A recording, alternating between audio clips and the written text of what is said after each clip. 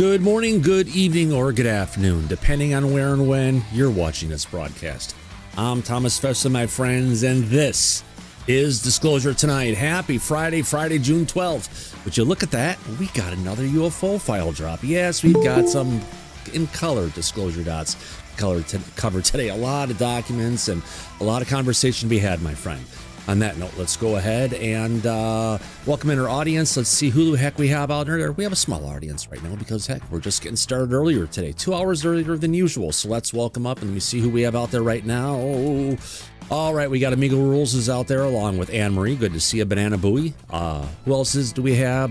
Boof is out there along with Brennan England. We got Brains, Brian Horse. Good to see you, Brian. Carl Joe Garrison's in the chat along with Doc and Eliza Teal. We see Firefly, G. Rand, Galactic Family Podcast. Good to see you, Jay.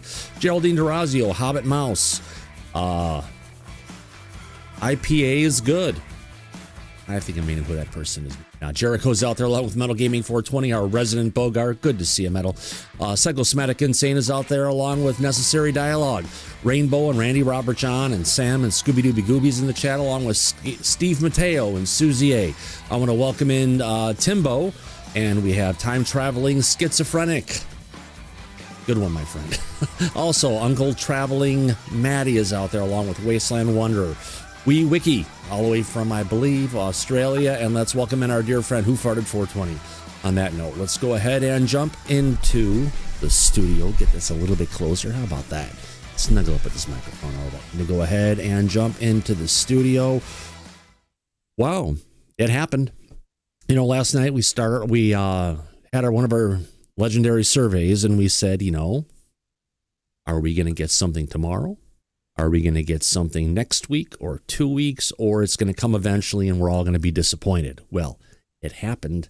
25% of our audience who voted said it's going to happen today. And sure enough, it happened today. Well, now that that's off, there are some people who are disappointed. We want to get more than disclosure dots. We want to get more stuff. So let's just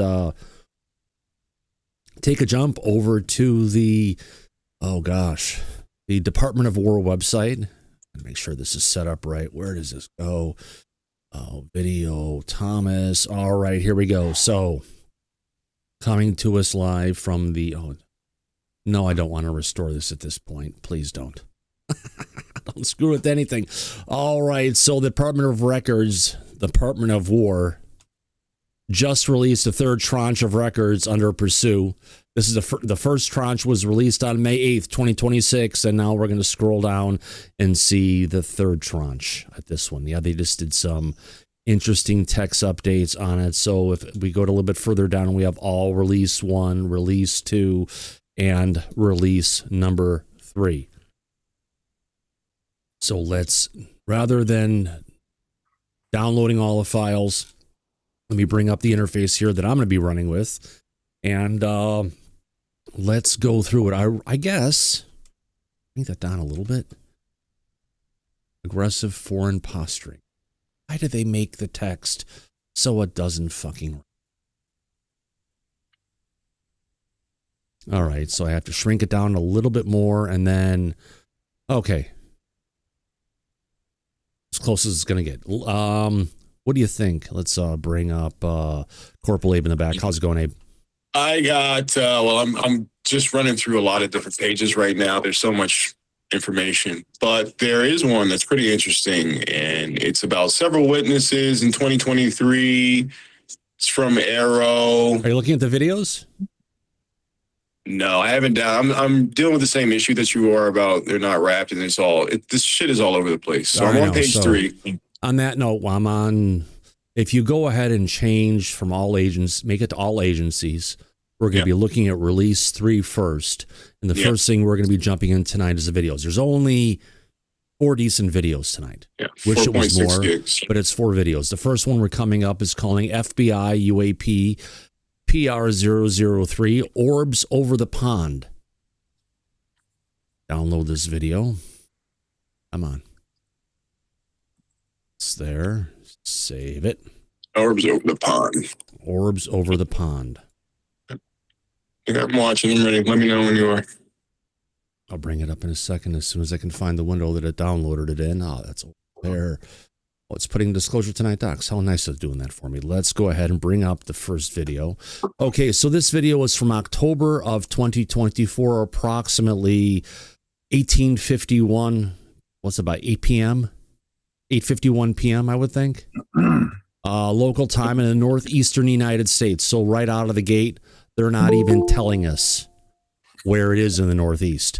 An eyewitness observed a light source below. Oh, wait a minute. This is the start. This is like the start of the drones that was going on.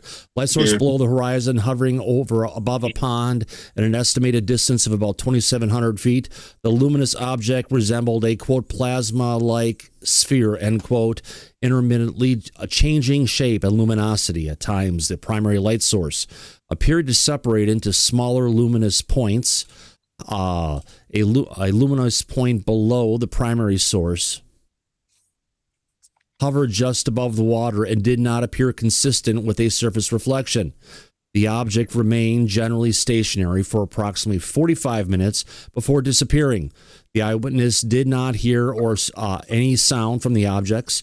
This video was captured by a private citizen on an iPhone and subsequently analyzed and authenticated by the U.S. government.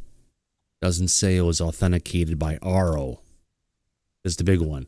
To protect the individual's privacy, the footage has been cropped.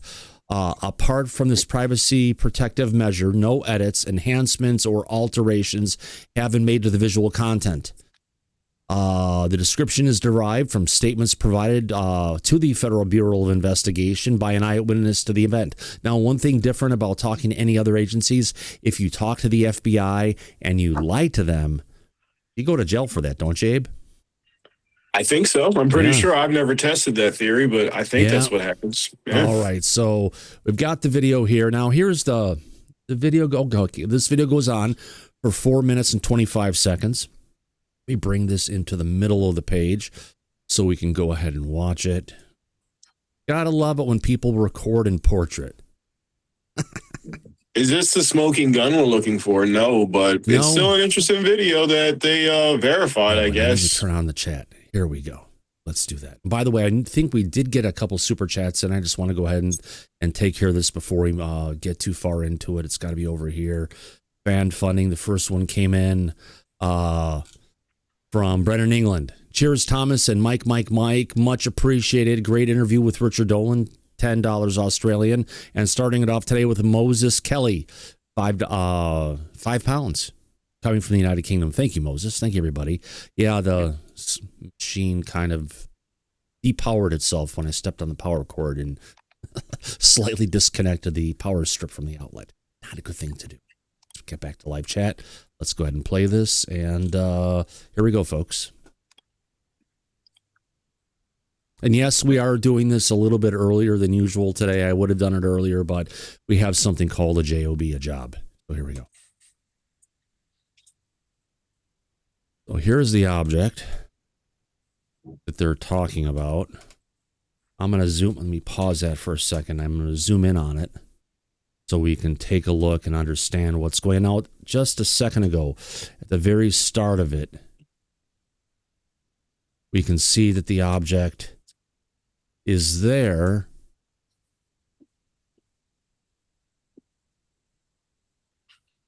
They're talking about the second thing that's on the bottom.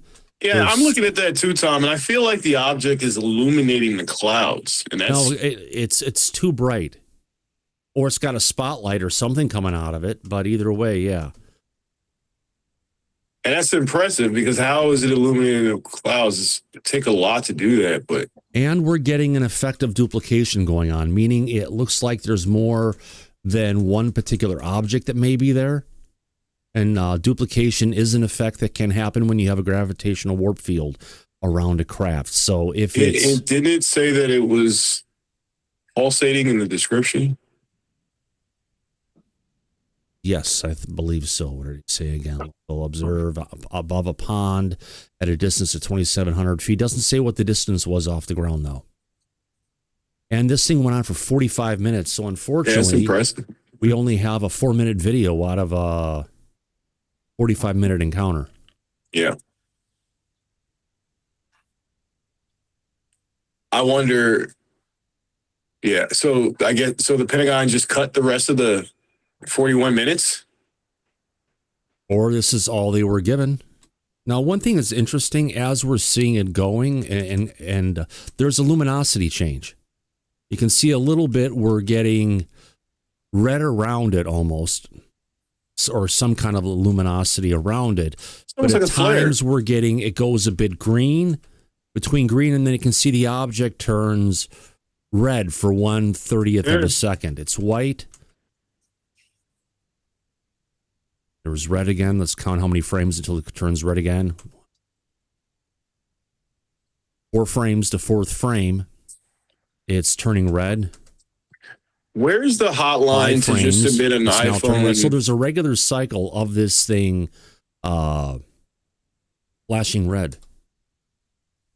How do you just submit an iPhone video to the Pentagon in 2024 of a UFO? Well, this wasn't submitted to the Pentagon. This was submitted to the FBI, apparently. Oh.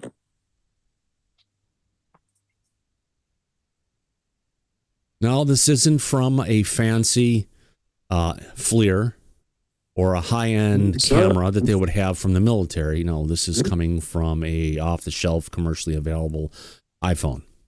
And in 2024, so what version was that? That's even less than 14. today's version. Yeah. 13 or 14. Yep. Depends on how new it was.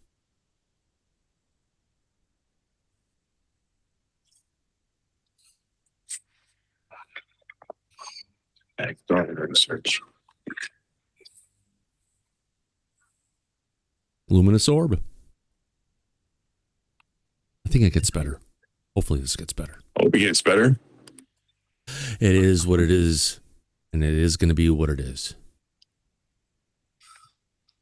Those stretching out that you're seeing, that's what happens when you move your camera around. That's actual size again. Let's take that. Go back for a second. Just saw it do something different. There we go. That's what I'm looking for. So as we're watching it, it's going and putting off a big burst of light 2 times in a row. First time we saw it do that.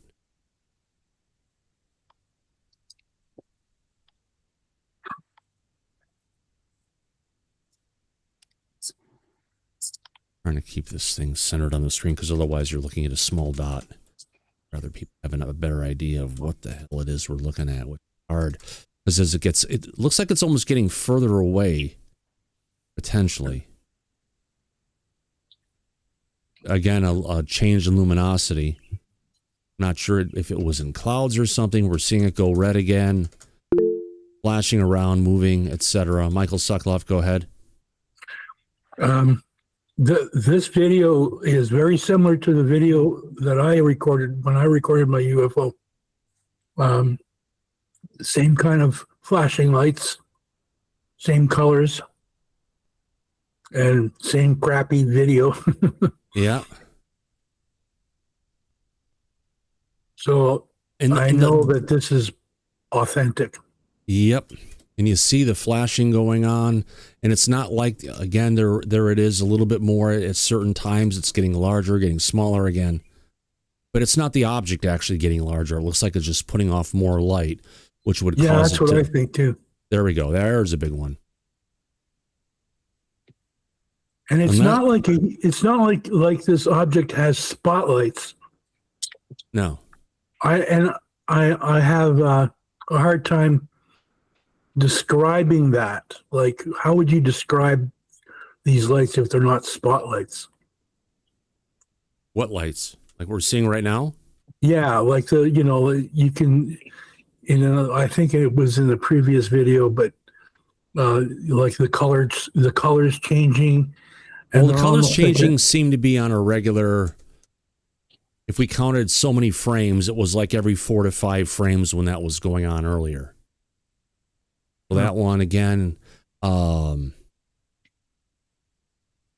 look like the user's zooming in the camera, because otherwise we'd see more of the detail kind of zooming in. So the thing is getting larger and smaller as it goes along. Now we're seeing a kind of lengthening there for a second. That's just an effect from the operator moving the camera as the object is remaining stationary.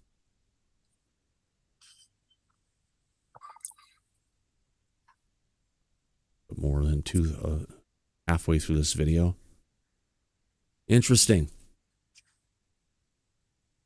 Keeps on going.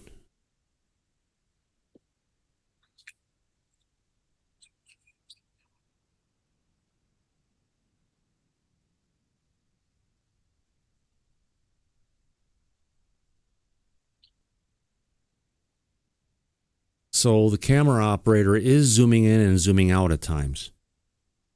Like they're zooming back in again. But it's looks like it's remaining small.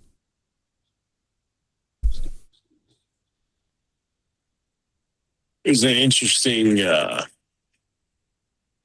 document from the CIA. Mm-hmm. And it's talking about a report from Zimbabwe over an airport. And there's an argument. In 2008, yeah. Correct. And there's an argument. And it's saying that this object was emanating beams of light. And then the reporters, the people who are reporting this, got into a huge debate about whether or not this was foreign adversaries or just a UFO. That was the argument. Yeah. One little thing, audience is saying, there would, if only this plasma life form would come closer to the camera to acknowledge its own existence. Here's the thing, folks. Not every orb we're seeing now is going to be considered a plasmoid life form, something that is somewhat sentient, which means it has a decent level of intelligence with it. In this case, it's still considered an orb until we get proof and we understand which colors, which items, that would apply to that. Unfortunately, David Grush did not give us more information about that when he was going through it. Still same kind of effect of the object just going and kind of remaining stationary, hanging in place.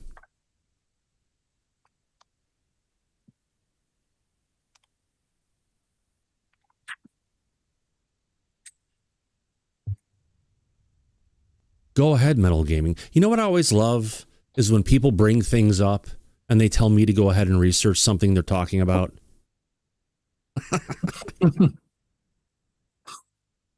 Okay. So there we go. First video down. Nothing spectacular. I'd probably have to say this is less than what we've gotten before, Daryl. I mean, Abe. Yeah. I expected more from the Pentagon than an iPhone from a random person. Tell me who the guy was. Tell me why they got access to send the Pentagon this. Maybe I'd believe it a little bit more, but this is underwhelming. I've got a bunch more UFO videos from randos on the internet that I think are more compelling than this.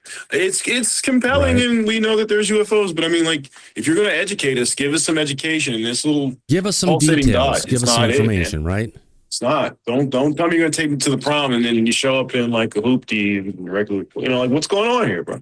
I would say, yeah. Mine just blanked. We just have to keep our eyes open to everything. And actually, you were talking about Burchett, right? No, that was we were at Grush. We were talking about Grush. Yeah. No, someone in the chat was just saying, where are the videos that Burchett was talking about? And well, these are definitely not it. This is not. This isn't the video of the. Oh, what do you want to call it? This isn't the video of coming from a B-52. Where they have a high definition 4K, not 8K, Lou. You said 4K, corrected it. Video of a saucer that comes up by the B-52, and you can see the occupancy in the craft. Right, that's what Lou said. Lou said that you can see something in the window. Show us that. Show us that. You can hide your sources and methods. We don't give a shit how you got the video. Show us the video. Now, this one is another one we've got.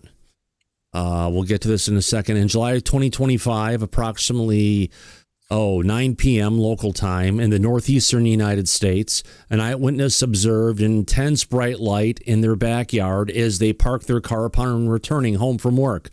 The light was hovering approximately 25 feet off the ground below a tree line a tree lying near the center of their backyard at an estimated distance of 90 feet. The eyewitness exited their vehicle briefly before retrieving their phone to record the event. The spouse of the eyewitness came outside to assess the situation. The spouse was also witness to light, describing it as a brilliant red sphere about 1 meter in diameter. The center of the red sphere appeared to be a white plasma sun about the size of a basketball. The orb slowly rose and moved to the left, and both eyewitnesses observed a second identical orb hovering above the other orb. The eyewitness then began recording the event using an iPhone 14 Pro Max, capturing footage depicted in this video. As the eyewitness began recording, the orbs moved westerly together above a nearby tree line. The witness described the orbs' motion as silent and smooth, as moving in tandem as though they were flying in a formation or tethered together. As the orbs moved out of sight, both eyewitnesses saw them appear to merge. The eyewitnesses estimated that the orbs moved from their initial position before disappearing from view at an estimated distance of 75 yards. This observation occurred within 25 miles of the triangular orbs or red orb rotation and orbs over the pond sightings at the location well known to them, which is sparsely populated. The description is derived from statements provided to the FBI by eyewitnesses of the event. The FBI assesses the individuals who reported this event as credible. The subject matter is described in the UFO files of D009, D010, depicted in the video footage, and PR004. So I guess we can look at this one, and then we'll go back to the documents that go along with these files. So let's play this first video we've got here, and let's get into it. It's over a bit. Here we go.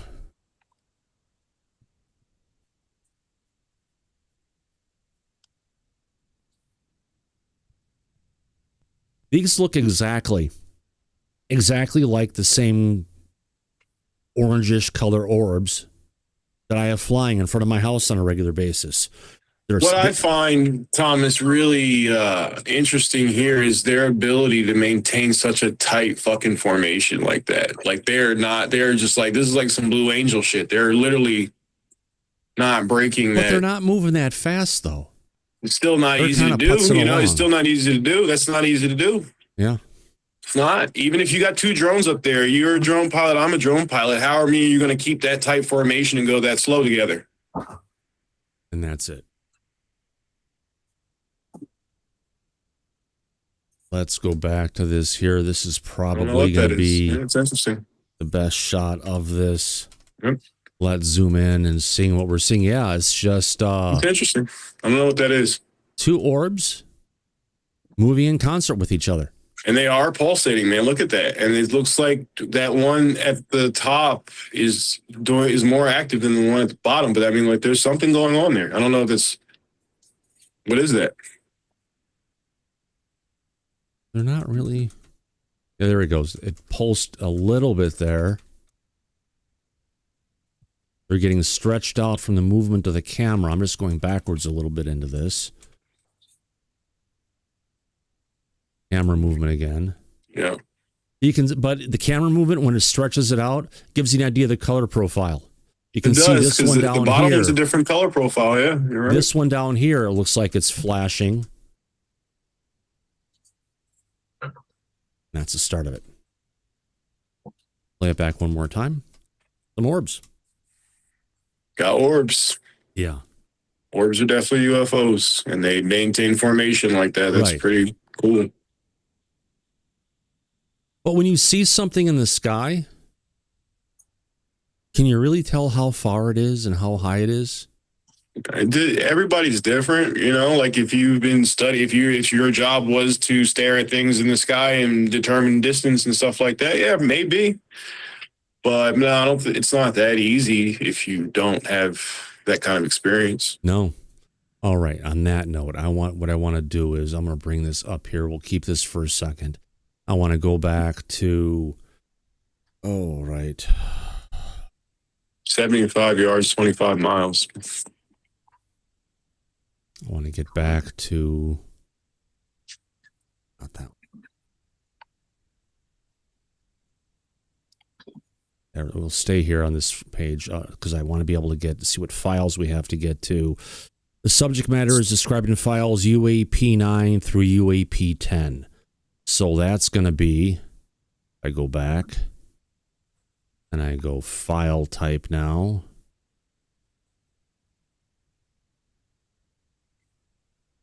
All types. Let's go to PDF. What ones are we looking for? UAP D009. 34 D009. All right, so let's get to this first document.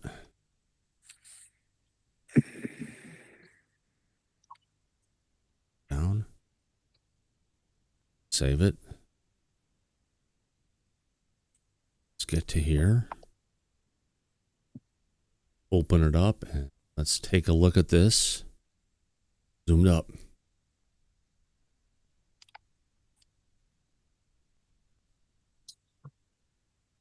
We can go through this document while we're looking at the video. How about that?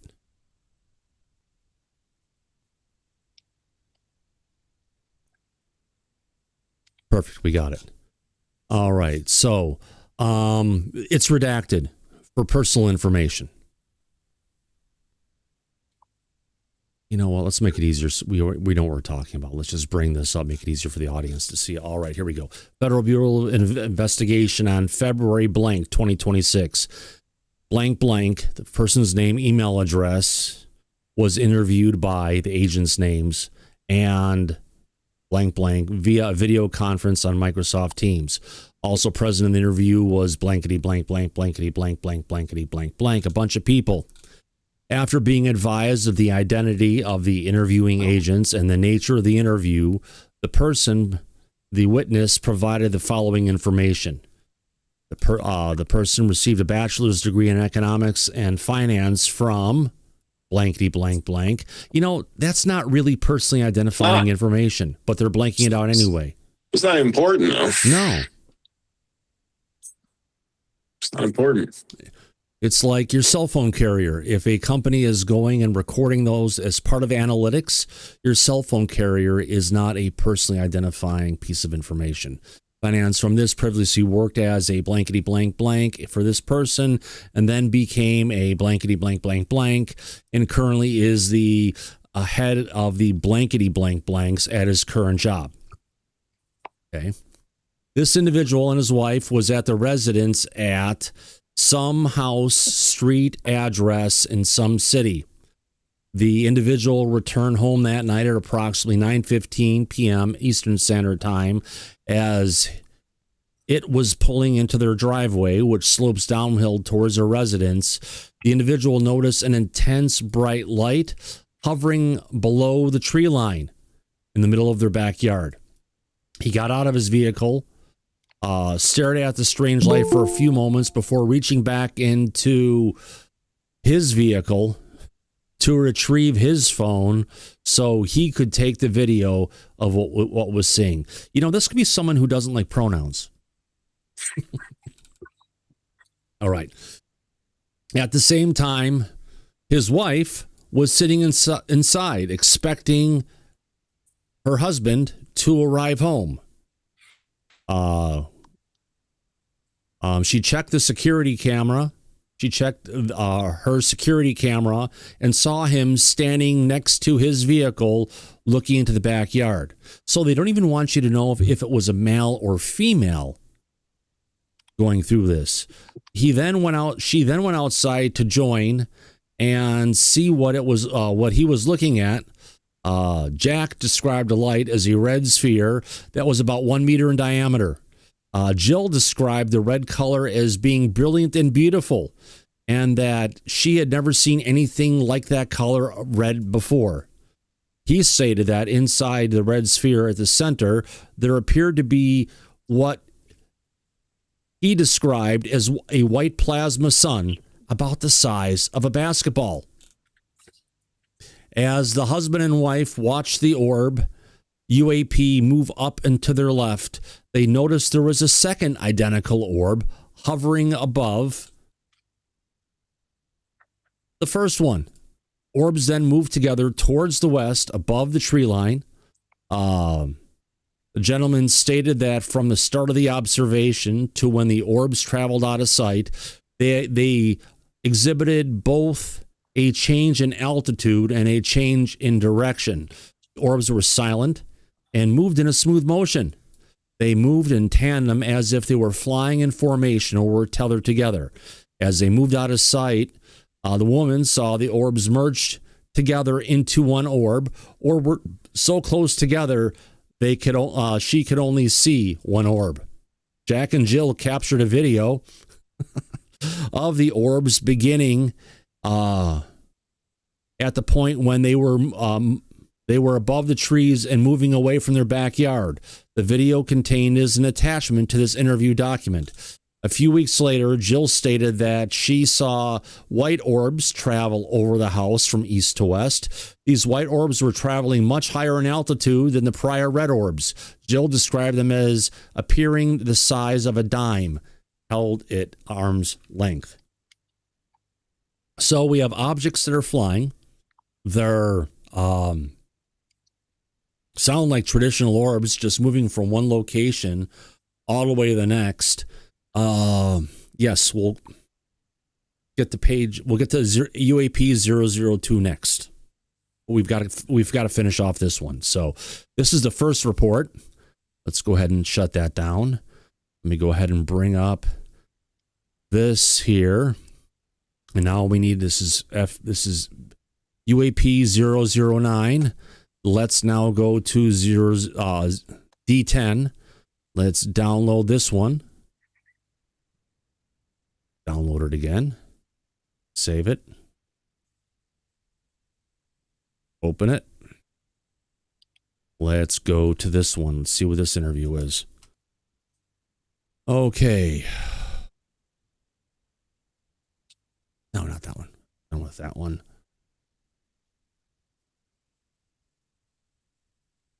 Okay.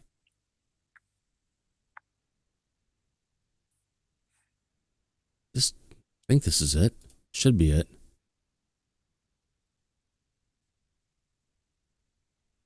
So this one seems a bit more detailed. On blankety blank blank was interviewed along with his wife at their location after being advised. Let me just make sure this is the right document.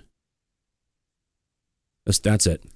All right. The identity of the interview agents and the people based on the following information. On blank, he arrived home the evening around 9:15 p.m. This one just is a bit more detailed. Parking the driveway, noticed a ball of light through the windshields, which is yellow, about the size of a basketball. Upon exiting the vehicle, he saw a second ball of light, which was larger and about the size of a beach ball. The objects were behind a row of trees, which have since been taken down, but in front of a section of trees between the property and the neighbor's property behind the home. Jack was able to look at the lights without strain or discomfort on his eyes.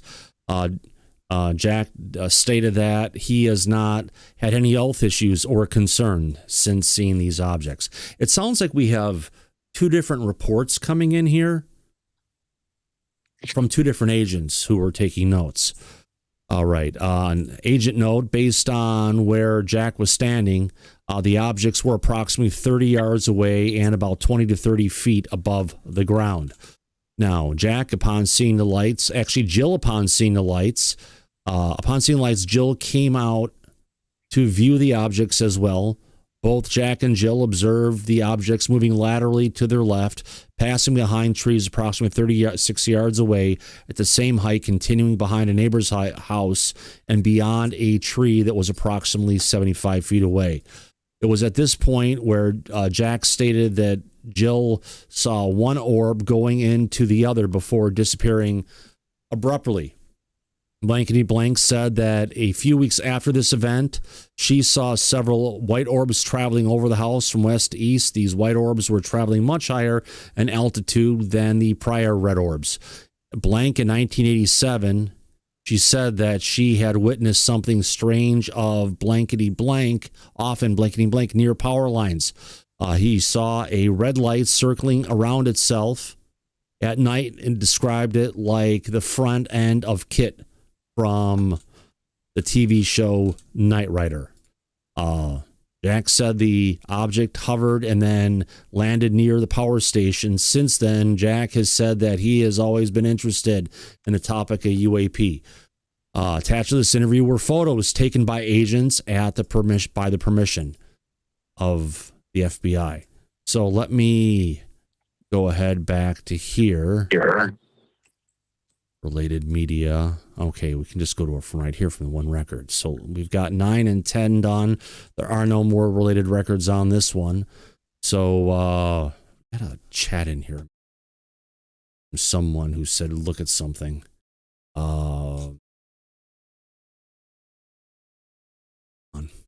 Let's get back to going through the videos, and then we'll get into the documents. Come on, not there.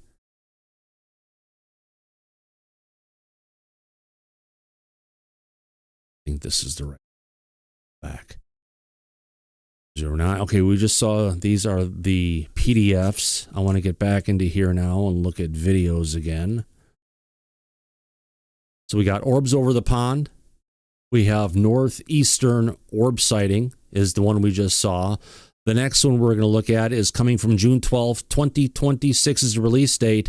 Actually, this one happened in 2021. Triangle orbs, northeastern United States in 2021. This is a 2-minute and 42-second video. So in November of 2021, at approximately 5 o'clock in the morning in the northeastern United States, an eyewitness observed a bright light source near the horizon at an estimated distance of 2,000 feet. The light source initially appeared as a single intense luminous object before resolving into multiple lights exhibiting erratic rotational motion relative to one another. The objects slowly moved laterally from left to right during the encounter. The eyewitnesses captured the video with a handheld iPhone 12 Pro, resulting in unintended camera movement. The location was well known to the eyewitnesses and is sparsely populated. So it says the subject matter described in files D04 through D08, which we're going to go look at in a second. FBI footage of PR001 and PR003 correspondence reports. All right, so let's get me download this video. For joining us midstream, folks, we are now going through the latest tranche of UAP files that were released early this morning when I was before I got up and went to work, and I had a nice long full day. And after that, well, happy Friday, everybody. Friday night disclosure, apparently, what we're dealing with here. So, hey, look at this. We finally got a video that's not portrait. Let's go ahead and bring this up. And oh my God, you know what we've got here, there? Abe, you're muted. You're muted. We can't hear a word. I'm here. Disclosure dots. Disclosure dots, man. Yeah, disclosure. At least it's not portrait, though. You're right. Yeah. All right. So this minute. Is this our triangle orb? I don't know what the hell this is. Right. The description got me. The triangle orb. How is it a triangle and an orb at the same time? There's 3 objects. Right. That's what it looks like. Well, or I get that. Okay. It's a triangle with an orb in the middle. I mean, what is that? Could this be a TR3B on its side? Hey, I don't know. Why would the Pentagon release a TR3B video if it's theirs? Someone just say testing in the chat. Yes, this is live, folks. Steve Mateo, yes, we are live. Who is coming in? Oh, Timmy's here. Pink Floyd. Pink Floyd, all right.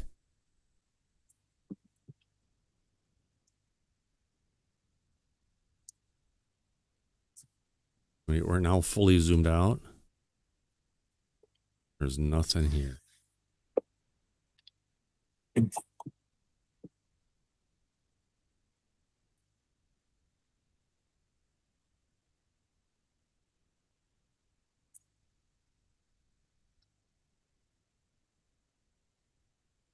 Audience can't even see it. Get up. His hand isn't very steady in this one.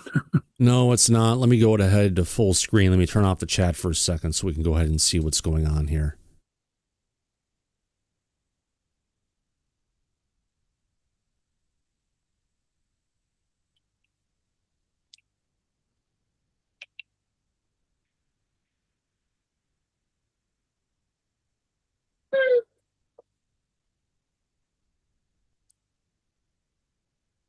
If they were just watching what they were recording on their camera rather than looking and record with your eyes and not through the camera, that's why we're getting such great footage on this thing. Off the bottom of the frickin' screen. What the hell? And this is the shit they're giving us. Yeah. This is the shit they're giving us.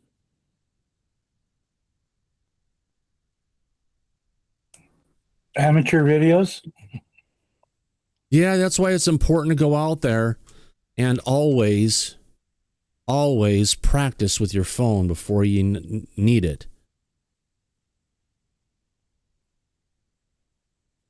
There, let's zoom in on this one. Gets interesting here. We have something that looks like one object. This object is now going to go into two,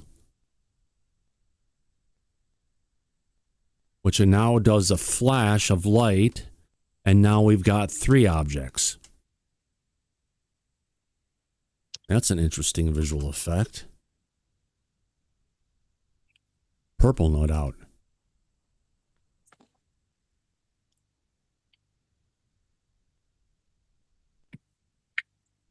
Stretching out again because you're moving the camera.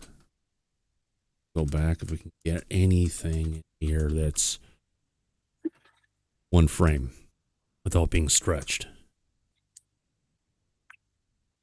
Zoom out again, and it's gone. There it is at the top now. Zoom in again.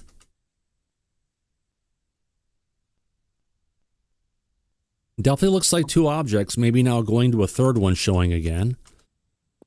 Interesting that we're getting that kind of effect. Let me go back a little bit. As it moves along with the two objects in tandem, almost connected with an invisible rubber band.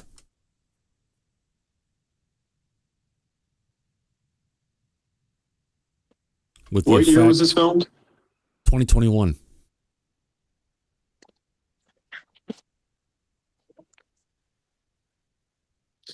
There's another file, FBI UAP PR002 in March 2022, and it looks exactly like this, but instead of it being white, it's red. It looks exactly like this. I'm watching it right now. Mm-hmm. This could be anything, though. Yeah. This is our third one. So there's only four of these. We've got one left, I think, after this. The object again, going and doing its stuff as it moves along. That's real time. Again, the movement we're seeing is probably because the movement. Actually, you know what? It probably, yeah, it's the movement of the camera. Yeah. Got two little dots moving around. This is why it's so important when you're out, if you have a psionics camera and you're out there and you're actually recording something with it, make sure you have a tripod. Always make sure you have a tripod. Nothing more, Tripod nothing definitely more, helps. nothing more, and that's the end of this one. Wow. Yep. Well, here we go. So that's the end of number 3. Now, this is described in UAP files D004 through D008. All I'm going to do is I'm going to copy this, paste this in here, and I'll have a page with the documents because there should be a link there that actually gets down to it and allows us to go ahead and look at. Let me get to vid, let me get to PDFs, and I am now looking for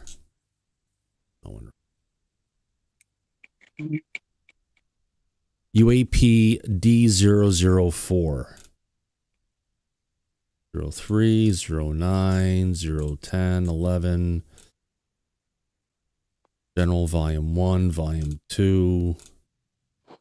And I can search for D004, can I? Of course not. Actually, release 3. There we go. PDF, D084, D009, D010, D011, D001, UAP.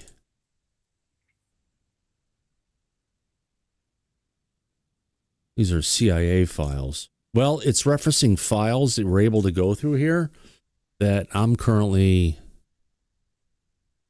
not seeing that file. I think the files are more interesting than. Let me see if I can get back to. There was a link at the start of this. Third tranche of records. Download the documents. I'm reading over D077 right now. Incident summary. Over a period of 2 days in October 2023, 6 federal law enforcement special agents reported observing orbs launching other orbs near a sensitive national security site. I think it's pretty insane. Oh, yeah, definitely. Yeah. Okay. MP4. I'm downloading the documents, at least trying to. I'd like to see a video of that. All right. Come on. The Department of Defense is running slow right now. How about that? So we've got that one. Let's now go to the, PR003, PR004. We've got triangular orbs, northeastern United States. We just went through. And then now we've got a red orb rotation, northeastern United States in 2022. All right. Description of this one is, come on. That one. Where'd you go?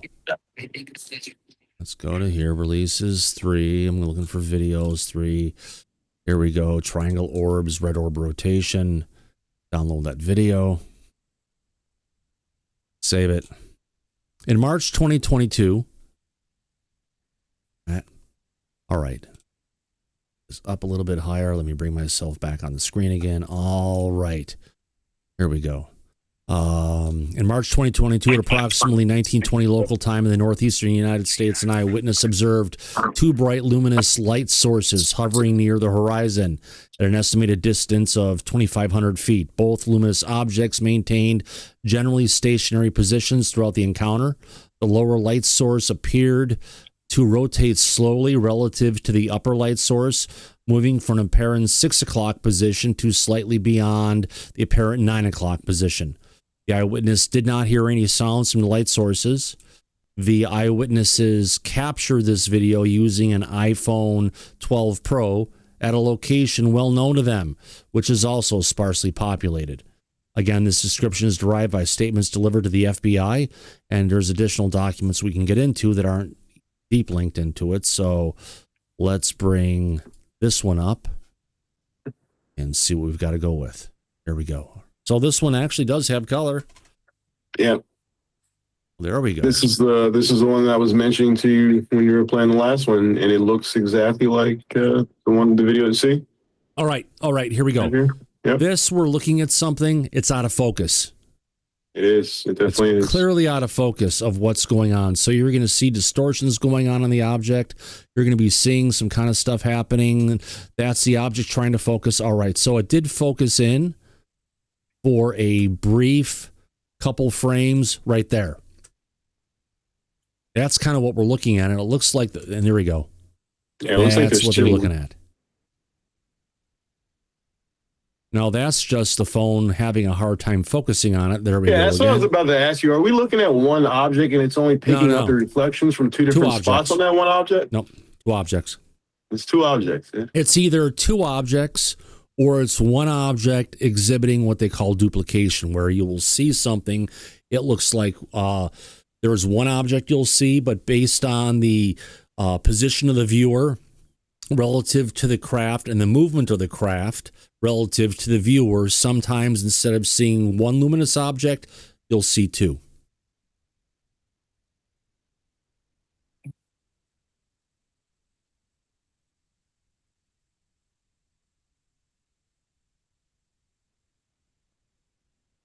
And this just looks like they're having a hard time focusing in on the objects again. Probably it's a phone that doesn't have the best low light getting into it. Now, what we're seeing here is when you get like the little dot in the center like that, that's coming from an artifact of the actual sensor itself. I mean, you can go ahead and look at any particular planet out there, whether it's Venus or Mars, etc., or a star like Betelgeuse and such. You can zoom in on it, and when you do, it looks like this plasma thing with all these things spinning around, and people call it out a lot of times as, "Oh my God, look at that thing! It's alive." Jay, you're from MUFON. I've been seeing you give us some hands up. What's your take on this? I think it's pretty interesting. This one is. The other ones weren't. I wasn't particularly interested, but this one's pretty interesting as far as like, wow, just looking at that thing. Yeah. But do you know what I mean about that spinning effect and all that different kinds of stuff you can go ahead and see? And it almost maybe look like sometimes it's rotating or something, but what you're looking through is the light being seen through the atmosphere and the camera trying to focus in and bring something in, but it's actually... It's a lens effect. Yeah. Like a lensing effect. Right.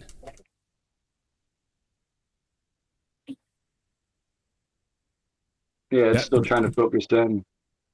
Yep, that's what I'm talking about right there, where you can almost, and sometimes people will see shapes in here with pareidolia and say, look, it's an alien head, when it's really not an alien head. No. But definitely I think did it focus in right there for a second, a couple frames back? No. Ah, shit. Okay. Right there. There you go. That's pretty much... That's about as close as you're going to get for focusing on this device. That's the best you're going to get. Yeah, that was the best you're going to get right back there. Two objects. There you go. Moving in tandem. I would probably say at this point, this is probably more likely two objects and not a duplication effect going on. I'd say the same thing. Yeah, two separate objects, close proximity to each other. Yeah, and I would definitely call these things tethered, like with a rubber band or something, because I used to make video games, and you'd have rubber bands that you have attached to objects as you move around. The other one can stretch, but they always kind of come together at a minimum distance, and that's kind of what we're seeing here. You know, a lot of people will call this a barbell effect. If it was a barbell, you would actually see a line connecting those objects. 100%, yes.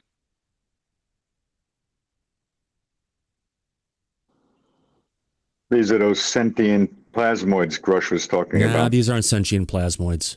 This is it was orbs. a joke. That's a joke? Okay. I was joking, yes. Hey, really quick here. Hold on. Let me rewind this. Orientation change. This is the first time we've seen them changing. Before this, they've always been at this particular... What the hell was that?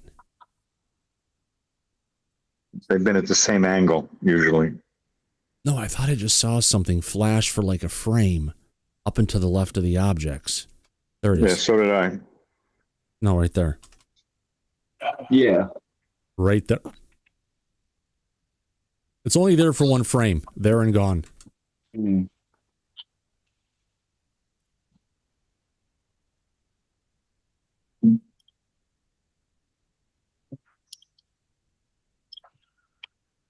So it looks like when it goes down relative to the viewer, as it's moving down, the one object that's higher is moving down. When it moves back up, it goes. So it definitely is changing altitude as we're watching this. Would you agree with that, Jay? It's either that or the camera direction is changing itself. We're not sure the orientation of the camera yet. Like, no, where's the ground? You know what I mean? You can't see the ground, so. You know, and all the information from these files that would be contained in the XF information, all they'd have to do is go ahead and just remove the GPS locations if it was included in this, but they could actually release the existing files. Oh, yeah. Just take out that one piece. Thomas said, are you accepting calls on my phone? Always. Are we accepting calls from viewer call-in? The link's always up there, right? But for the back Okay. chat, not for our phone numbers. No, It's I up know there. that. The link's up, yeah. Yeah, it's always up. Yeah. If they want to come in the back, they can. That's the Always most up. direct way. And if not, there's a pill for that. 30 milligrams in strength, Cialis. Your 72-hour best friend.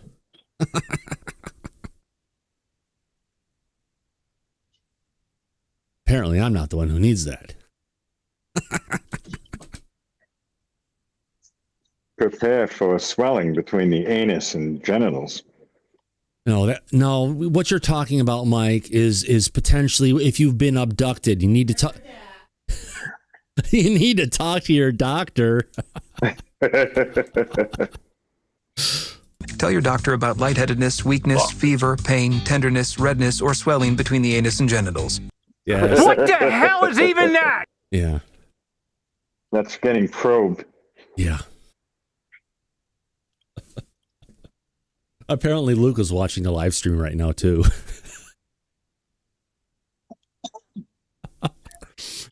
Oh, now, hey, look at that. Now it looks like almost a pair of balls. There, look at that. Kind of oriented properly. Move around.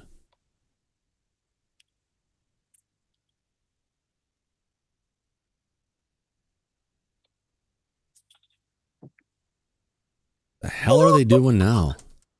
Jesus Christ. Are they merging? Is this where they merge into one? No. Apparently they just got... I wonder if this is the camera trying to focus in or they're trying to refocus it. Thomas, Andy just texted me and he told me the back chat link is not pinned. Not there? Nope. I pinned it before. It's He pinned said right it's not now. pinned. It's pinned. Okay, he just texted me right now. I'm going to tell him it's pinned. Viewer call in. Granted, there's an equals there that says it, and I'll get rid of that. Let me remove that. Let's see. Tell him it's the same one we always use. Yeah, he doesn't write it down. He just clicks on the link. There you go. Viewer call in, and it's pinned again. There we go. There's Andy. Oh no, Sapphire Elf. No. That's all right. It's everybody's disclosure. He can come in as long as he has glow sticks back up again.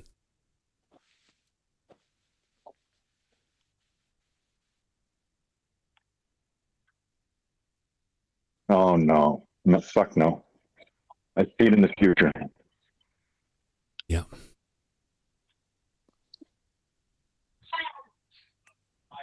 Where the fuck is Andy?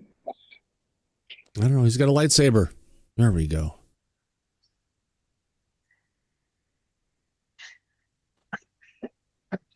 So I guess we would call this two orbs in tandem.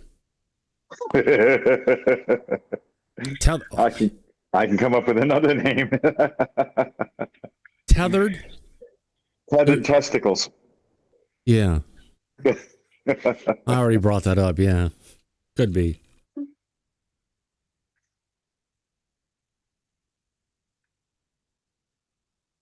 All right. So Andy just said that he's at work for another hour, but he's listening. Good. Because if he calls in from work, he's going to be so loud. Yeah. He will blow the eardrums of people all around the world. How about that? It's only 1 a.m. by him. Yeah. All right. So this is the videos that they've created. Now, besides this, there are actually some recreations of events that they created for us to look at. We're going to look at the first one. This is a digital recreation for narrative statement in the Western United States event. Oh, and they actually give us all the links to all their narrative statements. Save it, why not? We'll see how bad this is and what we're going to do next. Who is it? Who's here? Sweaty nerd. Don't pet the sweaty. Don't sweat the petty, pet the sweaty, yes. I wonder why Sweaty Nerd is in twice. I don't know. He's in twice. Maybe two different devices, one from his phone, one from something else. So this one goes along with the statement. I guess we're going to find this video is an artistic representation of a reported incident near several sensitive national security sites. Daryl, national security, first time. Why is my drink halfway gone? In the western United States, over a period of 2 days in October 2023, this digital recreation is based on first-hand description provided by Federal Enforcement Agent, Special Agent, as described in DOW UAP D081. The Federal Bureau of Investigation prepared the digital recreation at the request of the Department of War in 2026. So I got a file here. Here we go. Let's see if they're actually going to give us with the right names. Oh, I got it. Perfect. So, all right. So this is going to go in, D079. Come on. D079 narrative, Western United States. Oh, boy. Tenderness, redness, or swelling between the anus and genitals. Yes. Okay, zombie. We got it. You found the commercial. All right. So I guess what I'll do is, since this is a recreation video, I'm not set up to do that, but there we go. This is the video, and I'll do the reading as we're watching the video. How about that? And I will put this on view loop. So we'll keep on looping as I am reading the description of what happened here. All right. So, all right. So this is the first one coming up from Memorandum of Record coming from the Intelligence Security under Office of the Undersecretary of War for Defense. Yeah, the motherfucker who keeps everything locked up. This is one of the career bureaucrats, Mike, who likes to keep the truth locked up. Can we trust him? No. But let's see what they have to say about this event anyway. All right. This memorandum presents a first-hand narrative from Witness 1 provided to RO. Oh, fuck. Witness 1 was one of several U.S. federal law enforcement special agents who reportedly observed unidentified UAP over a period of 2 days on October 23rd in the western United States. I just got to ask the question. What's all the secrecy going on, even telling you what state this shit is in? You know, this goes against what the president had promised us, just saying.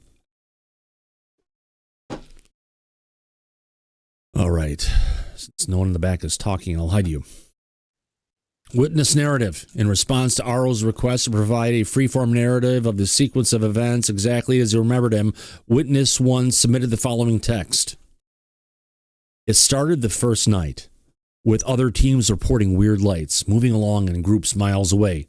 But from my vantage point, I could not see them, though in theory should have been able to. Because of my location, I didn't see anything specific on the first night.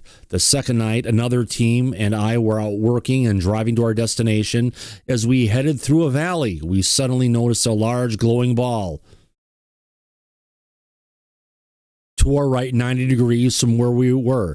It looked like it was between us and a hill face, and I initially guessed it was about 500 to 600 meters away, though another later day I was able to use a rangefinder to put the distance to a hillside about 1,100 meters away. The ball appeared close to the hill face. It was just a circle of light that looked like a swirly pattern of bright lava. It was bright in the dusk light. The time was just before 7 p.m., I think. It was not visible up until the moment I saw it, though the hillside face behind it was visible as we drove some distance. Before we saw the object. The object's lighted area was a well-defined circle, but had no visible structure at the edges to show what contained the light or why it was even there. Looking through binoculars, it was almost appeared to have a line or spindle below, possibly touching the hillside below. It was not possible to verify for sure because of the distance. There was no observed glow or behind or below the object on the hillside or the ground. It was only observed for a minute or two before we could no longer see it. It did not fade out. We just couldn't see it anymore. There was no particular sound heard with it. It all seemed quiet, and it was pretty remote. I would have guessed the inner circle to be about 20 feet or more in diameter. We started driving and drove for a few more minutes. Then we stopped and had to get out of the vehicle. About 20 minutes later, to the front, another object that looked similar lit up in the sky over another hillside, slightly to the right of front. It appeared to be several miles away. It was lit up only for a second or two, and then it was gone. Yeah. There we go. While it appeared, while it was lit, it appeared 3 red lights flew out of it and away from it. They seemingly evenly spaced apart. They moved pretty fast, quickly disappearing from sight. At the same time, the orange lit up. There appeared to be a flash from the horizon over to the left. The flash lit up the sky pretty well, although very briefly. About 20 minutes later, the experience repeated, except this time the orange ball appeared to the front and slightly to the left at this time. This time, however, the red lights appeared to leave a different pattern as one flew out. One appeared to fly up horizontally, another one flew down horizontally. Appearing to fly away in a vertical alignment of 3 lights. A flash accompanied these events, as well as 3 sightings appear to be similar, though at different distances. Several hours later, we departed from where we were to drive to another location in preparation for work the next day. It took several hours of driving, and we were driving. Later still, we observed a car driving towards us on the road. We were gaining on the car. As we got closer to it, it appeared one taillight was broken because the taillight was red and one was white. They were also different because one was round and one was square. Another vehicle approached from the opposite direction and was able to pass the vehicle in front of us. The car changed direction and moved off the road to the right. The oncoming vehicle continued driving, blah, blah, blah, didn't kick up any dust. When we stopped, the lights turned off. I could see a darker object moving up towards behind us as if it flew away. When we stopped, already the windows rolled down, and I didn't notice any sound at that point. It reminded me of a Toyota Prius for some reason. It was hard to identify the exact shape, though. The hillside was about 200 meters away, and when it stopped, it was less than halfway to the base of the hillside. We started looking around, and the area was approximately an hour or two later as we stopped and we observed some dust and thicker spiderweb looking material floating in front of us. Sounds like that angel hair that people have reported seeing coming out of UFOs. When we saw what looked like the same object floating in more of a vertical orientation, floating with the dust, it was still at an off angle. I could see the spots where for the 2 lights and one not being round and the other one square. The lights were not on, though. The object itself was still harder to find, its shape and borders visibly. It was in the air about 15 to 20 feet up, and as it floated past, I could see a star through the object, as well as the crest of a hill and some vegetation. It was almost like looking at something through the water. All right, can I scroll this down? Sorry about this. All right, through the water, though the object itself was still harder to find. The object was okay. It was about 15 to 20 feet up. As it floated past, I could see a star through the object, as well as the crest of the hill and some vegetation. It was almost like looking something through the water where it wasn't completely clear. We eventually continued to our destination. I did not have any contact or sightings of those objects the night I observed. So, Mike, are you there? Right here. It sounds like something where they're not saying why they're there, what they're doing, or where they're going towards at this point. No, because it's civilians. And it sounds like they're describing something that's translucent. They can No, these see aren't through civilians. It. These are coming from people in the these are people who are in the military, it sounds like. These are U.S. federal law enforcement special agents. Would special agents be patrolling the border? Yes, that would be Customs and Border Patrol, CBP. Yeah. Potentially. Yeah. All right. And we know CBP released the rubber duck video years ago that was down-res. So they do photograph videos of this kind. Correct. We see the same thing. Well, this one actually has some nice pictures. All right, let's get into this. Here we go. I think the audience will appreciate these. Same person or same vehicle, same stuff that they were seeing, but we've got some different pictures coming on.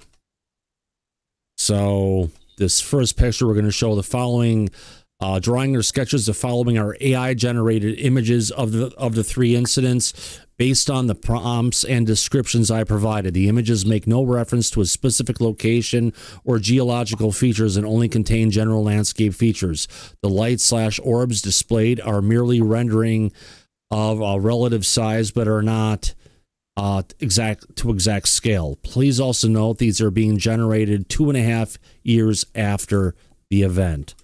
So here's where we got that first object with the 3 lights potentially coming out of it. Here we've got now them driving down the road, seeing the Milky Way in the distance, and we've got something where we've got 1, 2, 3, 4, 5 orbs out in the distance. Then we've got the other one where they're seeing the square light and the round light going on they were talking about with the other objects in the sky off in the distance. This is where they saw another luminous orb further down. There we go. Coming across again. And then we've got some kind of truck out there outlined in blue that they thought was a truck potentially. And the last one again, seeing something on the road like they believe it's a car or something, but it turned out not to be a car. You know, this almost reminds me of a scene from Close Encounters of the Third Kind, Mike. Yeah, it seems like the government decided to give us AI slop for disclosure. Wonderful. I wouldn't call it a slop. This is a decent representation of what's going on. You know, you call it AI slop when you see some of the videos and movies put out there, but, you know, this is better. Would you rather see stick figure drawings that look similar to this? I'd rather see actual videos. You know, yeah, I gotta say, this is ridiculous. If my job in the military was to report and give you this is not what I would do. This is not the 100% job. So you could do it. Not what I would do. You'd probably end up with a court martial if you did that, eh? Yeah, man. This is bullshit, dude. If this is what you're saying our taxpayer dollars are paying for, and this is what the best of America's got, and we can show the fucking world UFOs, this is a joke. Yeah, I tend to agree, especially with the AI-generated images. Like, come on now. I know they can do better than this.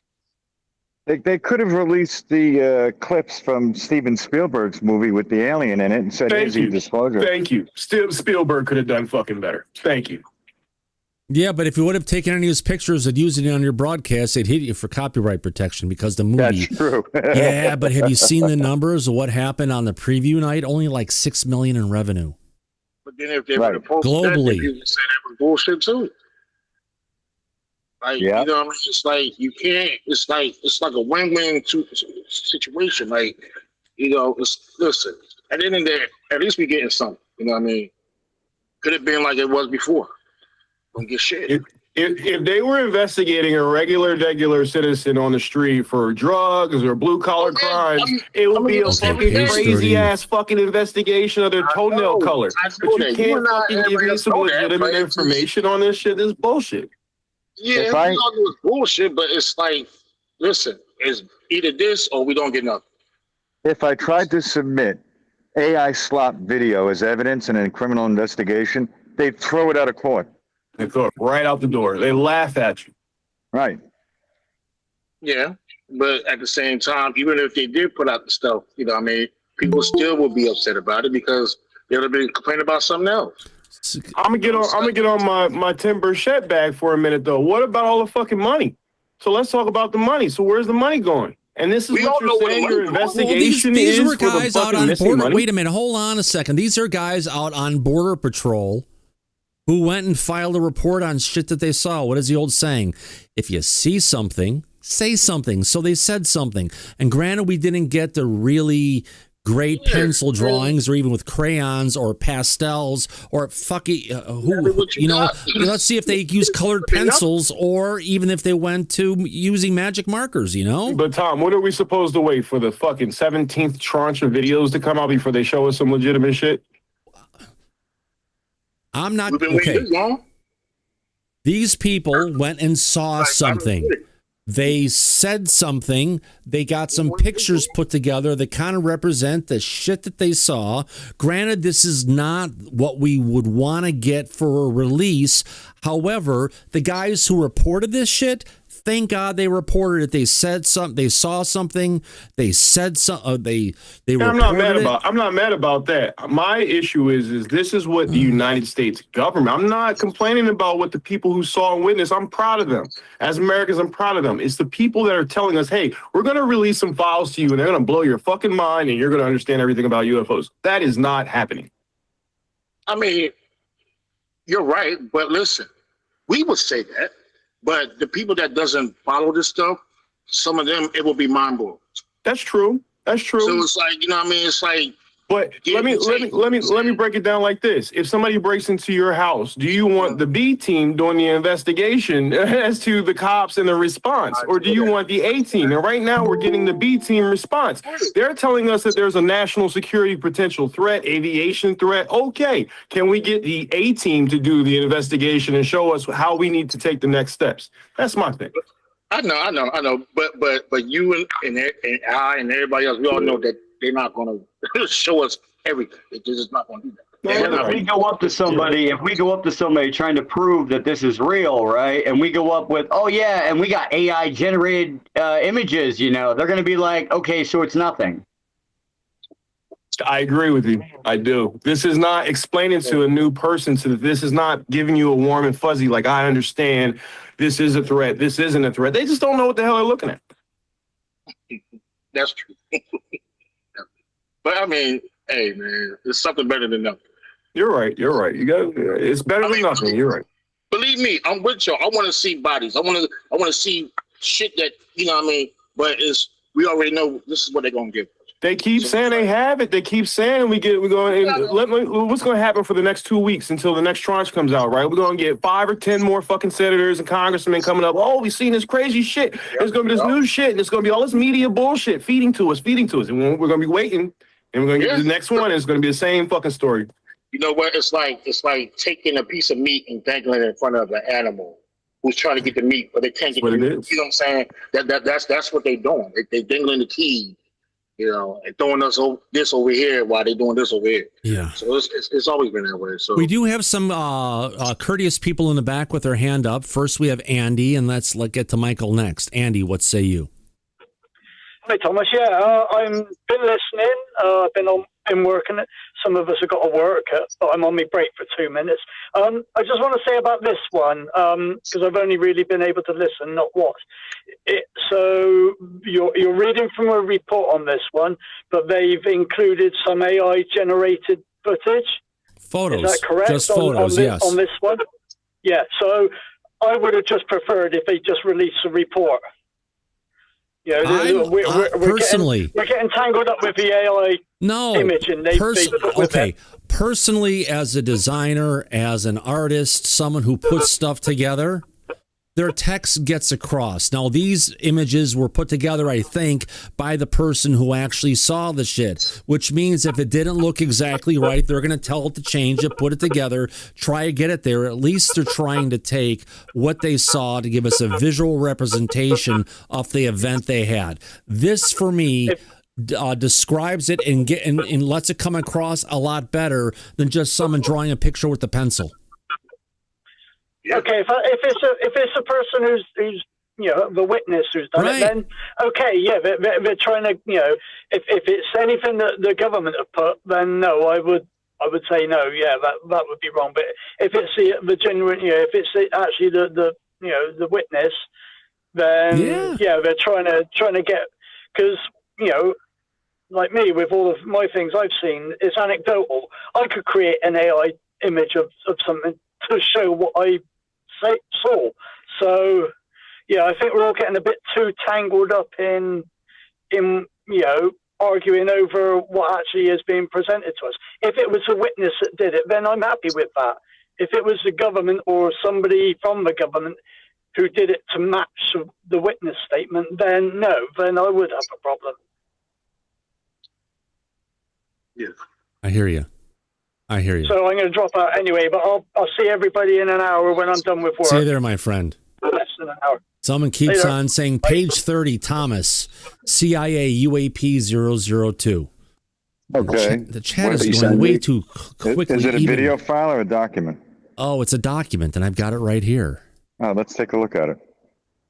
Well, he's saying page 30 is, okay, is it page 30 in the PDF or page 30 in the actual document? Because if we go to the document itself, 24 doesn't go up to 30.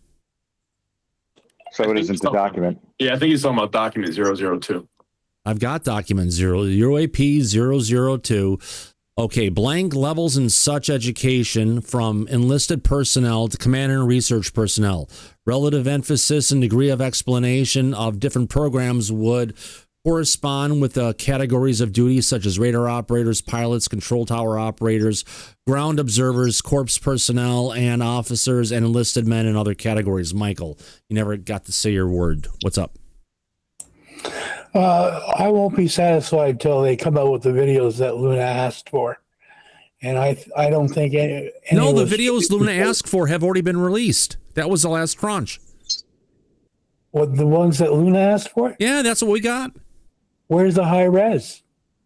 There were a couple of them noted as high res. We covered them. You were here. Yeah, but they didn't show much, did they? No. No, they showed a lot more. They showed a lot more than the gimbal.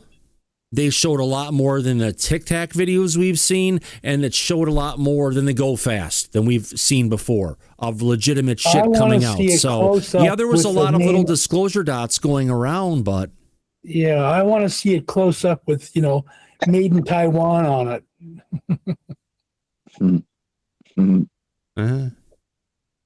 But if we keep pushing, the videos will get better and better and better. Yeah. In time, in theory, they should. In theory, they should. This training. So far, I don't think we've gotten high quality stuff that we can really dive into and really speculate on. Yeah, I really don't. Know. It's like, if you want to dig further, it's a newborn. Keep on digging in those gums. Eventually, you'll get past all the blood and tissue, and you may find some little teeth starting to grow. Yeah. Okay. It's like beating a dead horse to make it go up the hill, but the dead horse is dead. No matter how much you beat it. No, if you beat it long enough, it might come back to life. Yeah.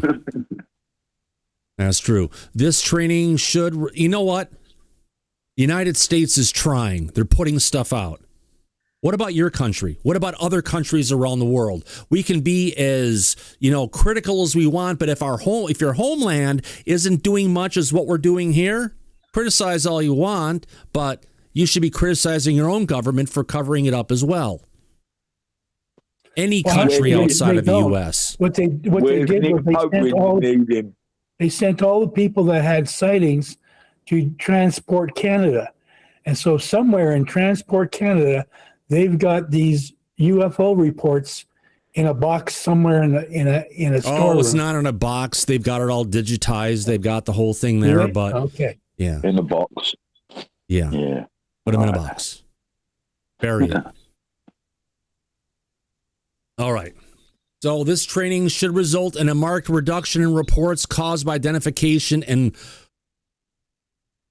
resultant confusion. Now, this reminds me of a document. What is this stated from? Let me get page 3. I want to see when this is from. CIA? No, it's the Federal Civil Defense Administration. June 7th, 1991. Is that right? Okay. All right. So we have carefully studied the report of the panel of scientific consultants on the subject of UFOs, which you sent this agency on March 13th. The conclusions of the panel and its recommendations, particularly in terms, blah, blah, blah. This is dated June 7th, 1991. Actually, no, this is from the 15th of March, 1953. There we go. Shit. Although it was sent to them. Mike, take this for 1 second. I'll be right back with you. Yep. Oh, national security can only last so long. Where is that? That's right. Review away. Go ahead, Mike. Talk about how this is a shitty release. Yeah, it is, in my opinion, a pretty shitty release. And a lot of other people out there seem to feel the same way. We're getting less with this drop than we had in previous drops. What do you think, Jay? I think 100%. It's been way less. Now we're getting AI generated photos and stuff like that. And this drop, like, what's going to be the next drop? An AI generated video of the event? I mean, it's not what we're paying. What are we actually paying for here? Like, this is our taxpayer money going to an AI company now to make a generated, version of what they saw. I understand it's coming from the person, it's still an AI generated photo. It doesn't matter how close you make it. It's not going to be exact of what you saw unless you take a picture or video of it. So, I mean, it's bullshit. It's hopefully we get something, but I mean, if it's going the way it's going, the next thing we're going to get is an AI generated video. But Jay, I was already playing an AI generated video. Did you see me card again? Well, then there you go. See, you answered your own question. I wasn't even paying attention to that. So yeah, so we have AI generated videos, photos. So the next one will be an AI generated, document. Yeah. Now, there's the tranche of the 30 files from the Air Force that was released, and they were taken down. They still haven't put those documents out there. That was an official document from the Air Force back in the 50s as well that was turned into actual policy.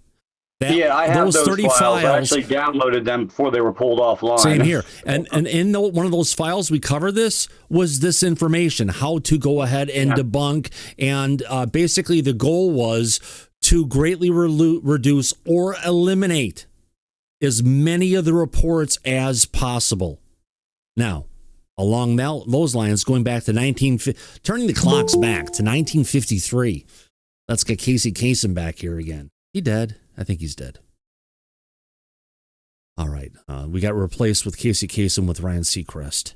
All right. Video Thomas Guest. Let's get into it. All right. The debunking aim would result in the reduction of public interest in flying saucers, which today evokes a strong psychological reaction. This education could be accompanied by mass media such as television, motion pictures, and popular articles. Basis of such education would be actual case histories, which had been puzzling at first, but later explained as something prosaic. As in the case of conjuring tricks, there is much less stimulation if the secret is known.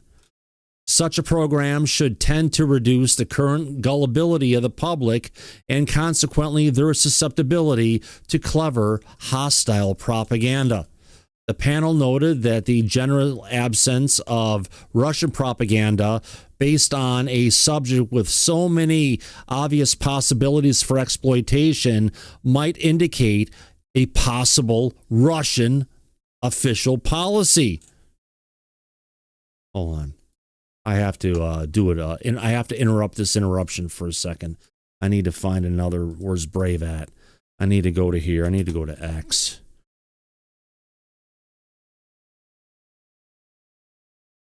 Okay.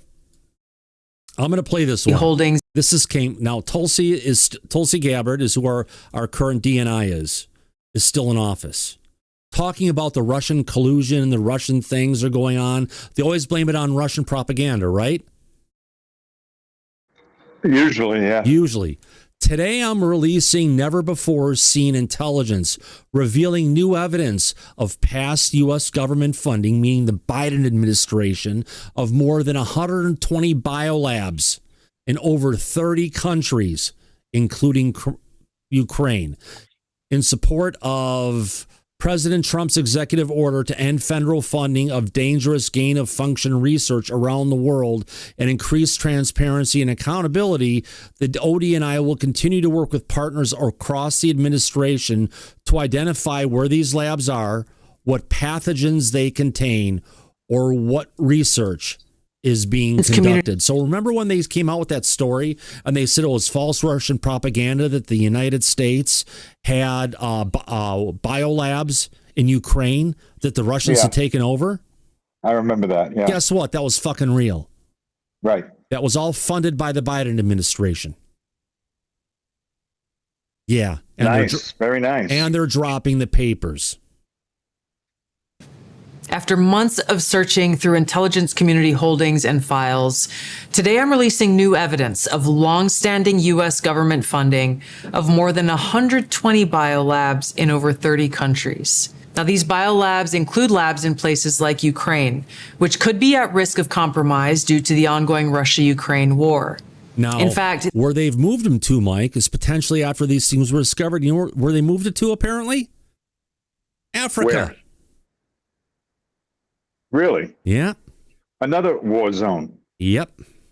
The intelligence community had previously warned that a U.S.-funded biolab in Ukraine likely housed dangerous pathogens and remained vulnerable to long-standing threats of Russian attack, seizure, or damage. Now, until now, evidence regarding the full existence and funding of these laboratories had been knowingly withheld from you, the American people. Many of these U.S. government-funded biolabs are currently or have previously engaged in research using hazardous and highly contagious pathogens, and in some cases included dangerous gain-of-function research with very little visibility or oversight. Now, President Trump clearly understands the serious threat dangerous gain-of-function research poses to the American people.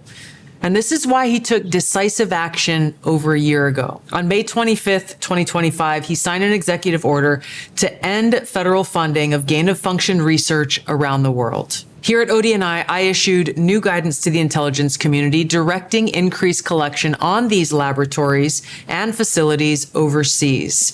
And we're already seeing the results of this increased collection. We're learning new details, for example, on clinical trials that are underway at these facilities and that are raising significant ethical, financial, and security concerns regarding the supposed public health initiatives and U.S. national security. Now, despite the obvious potential for catastrophic global impact that research on dangerous pathogens in biolabs can have, politicians and so-called health professionals like Dr. Fauci, as well as entities within the Biden administration's national security team, lied repeatedly to the American people about the existence of U.S.-funded and supported biolabs. Not only did they lie, they threatened those who attempted to expose the truth. So this release today breaks new ground, as the information surrounding the existence, history, locations, and funding of these U.S.-funded biolabs has been intentionally covered up by very powerful people who falsely claimed that these biolabs didn't exist. Now, they accuse anyone who says otherwise to be foreign assets and traitors to America. Now, ODNI will continue working closely with partners across the U.S. government to identify exactly where these labs are and what pathogens they contain to end dangerous gain-of-function research that threatens the health and well-being of the American people and people around the world. There you go, Mike. So, yeah, there have been things they've been covering up. Well, it's not UAP or disclosure related, but it's just as interesting because The opposite side of the planet from where we are here in the United States is China. And they did the COVID research in Wuhan in China thinking, oh, it couldn't possibly get to us. Well, it did. So they were wrong about that, let alone wherever else these 120 labs are. Yeah, right. This is a big disaster waiting to happen. So she said they were doing clinical trials. Really? Clinical trials on what? Exactly. What were they studying? And were the clinical trials on lab rats, mice, or human beings? Why didn't they bring this information out if she's going to be talking about this? Well, this is the research she's been doing before she steps out in July. Right. So release the information if she knows what's going on. Yeah. Well, she did. We didn't cover. We haven't gotten to the documents yet. That's something else we'll have to cover on Disclosure tonight. If she's talking about clinical trials and specific pathogens that they've created, the public definitely has a right to know. Oh, hell yeah. Especially if the Biden administration was involved in all that stuff, hiding it from the people, and they're taking it and doing it other countries to get around our laws, to evade the, if you want to call it, to evade the enforcement of the laws of the United States of America, and they're involved with it. That's just criminal. It's criminal. It's criminal. Yeah. Yep. And it's a violation of national security. Yeah. Drink up, everybody. But even more important, if you remember, the Biden administration during the COVID incident was forcing everybody to take the vaccine before it was tested or proven. And they made sure that if you were gainfully employed in a private company, that if you didn't take the vaccine, that you would be out of a job. Yeah. So there was a lot of pressure coming out of the Biden administration. There are big corporations who are looking at how they wanted to go because they did not want to force their employees to have to get the jab. Right. They even tried to force members of the military that resigned because of that. Yeah. So, yeah. No, we got to dig into this. This is huge, potentially. I know. It's a huge disclosure thing we're going to have to jump into, Mike. There's a lot of stuff coming out of the ODNI in the next 2-3 weeks that we're going to be covering that could take up a lot of our time. Now, in between what's going on with UFO releases. Now, this is an interesting one. This is a December 1948 confidential Navy memo from the 3rd DOD UAP release tranche detailing Air Force intelligence on an apparent, quote, cycle of reappearance on flying discs with a new interval imminent, meaning there is another swarm about to happen. So let's get into it. December 13th, 1948, coming from the Commandant, Colonel Klink, from the 5th Naval District, 2 activities indicated in distribution list. All right, so subject, flying discs, report of. Bunch of references going back to November 4th, 1948. Reference A quoted herewith for information and compliance from the Chief of Naval Operations to commandants of all naval districts, which means this was sent out from the head of the Navy when they called him a commandant, right? And they sent it out to everybody. Now, what are they saying? The director of... Hold on for a second. I got to see this. That's bothering me. Okay, we're fine.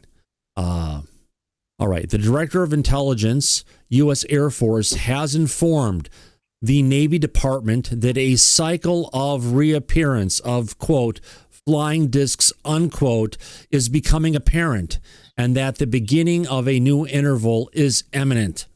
They have requested that any such sightings be reported as quickly as possible and these phenomena being investigated.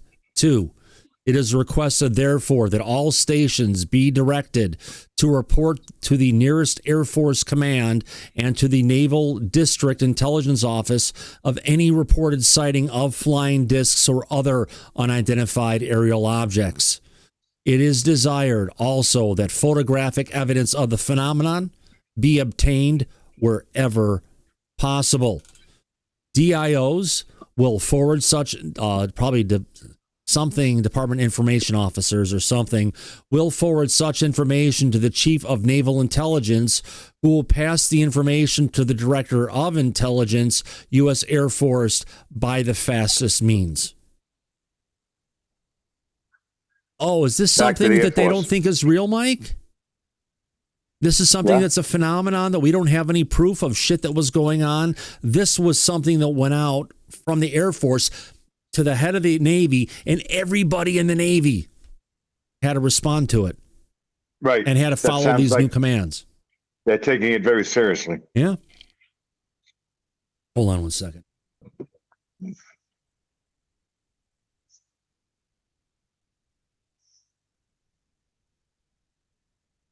Go ahead, Jay. You were sharing something. Yeah, I just went over those files actually that she just dropped for that lab. It's only 4 pages long. I actually sent it to Thomas on his phone. It's a PDF file, and I put it in the back chat as well. Well, it's really not a lot of information, but it does say where these labs are and where they were at, I guess. Did it mention anything about the clinical trials? I'm not sure. It was only 4 pages long. I actually put it in the back chat in here as well. You just click on it, and it has, here is the evidence. You click on it, and it goes right to a 4-page PDF file. Yeah, but I think, those clinical trials that were completed, they actually had some horrible side effects that they told people. Tell your doctor about lightheadedness, weakness, fever, pain, tenderness, redness, or swelling between the anus and genitals. All right. Yeah. Thank you. Yes, you just didn't send it to my phone. If you have a Mac, you actually send it to my desktop. So what are we talking about here? What did Tulsi give us? Well, the audience wants more about UFOs. That's clearly, this is something we're going to have to go ahead and jump into at a later date. Example of information. Kirsten Diagnostic Laboratory, total cost of laboratory, $1.72 million for design and construction. $500,000 for lab equipment and furniture. Institute of Veterinary Medicine, $2.1 million for design and construction. $750,000 for equipment and furniture. The Central Reference Laboratory, Ukraine Research, Anti-Plague Institute. Oh, there you go. Anti-Plague Institute. Holy shit. Total cost of laboratory was $3.5 million, which $613,000 for construction and $2 million for lab equipment and furniture. Wow. Black and Vetch, Ukrainian subcontractors, Odessa Invest, designer, and Macrochem construction equipment supply. And then we have this one. These are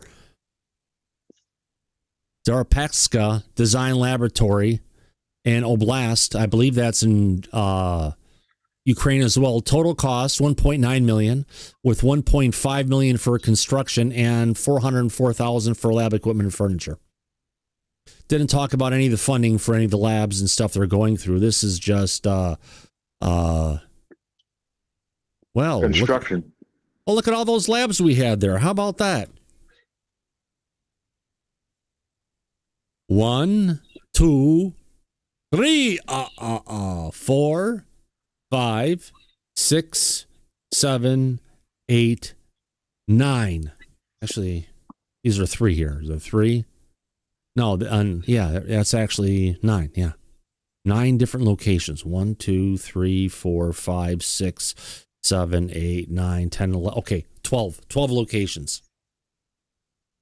In Ukraine. 12 labs they had in Ukraine, and these are all the ones the Russians got their hands on. And Crimea. And isn't the yellow human trials there, Thomas?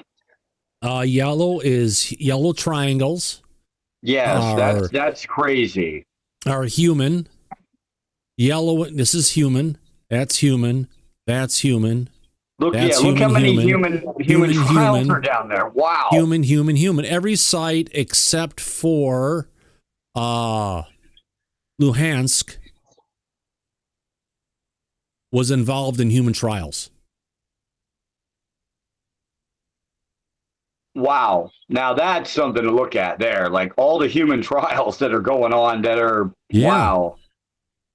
A repository of BW and disease-causing pathogens, only including stuff like anthrax, tularemia, tuberculosis, swine fever, Newcastle's disease, MERS, SARS. Oh, you know what SARS is, don't you? That's just another word for COVID. Right. SARS-CoV-2, COVID. Right. Marburg. Oh, Ebola. I wonder if the recent outbreak that's going on right now has anything to do with us. Maybe. Lassa. Oh, and the plague. You can never have enough of the plague going around. The bubonic plague, yeah. Yeah, and rickets. All right. Let's get back to our Does UFO. it say Odessa was a biological weapons lab storage? I just lost it. Hold on. We'll get back to this file, UFO file, shortly.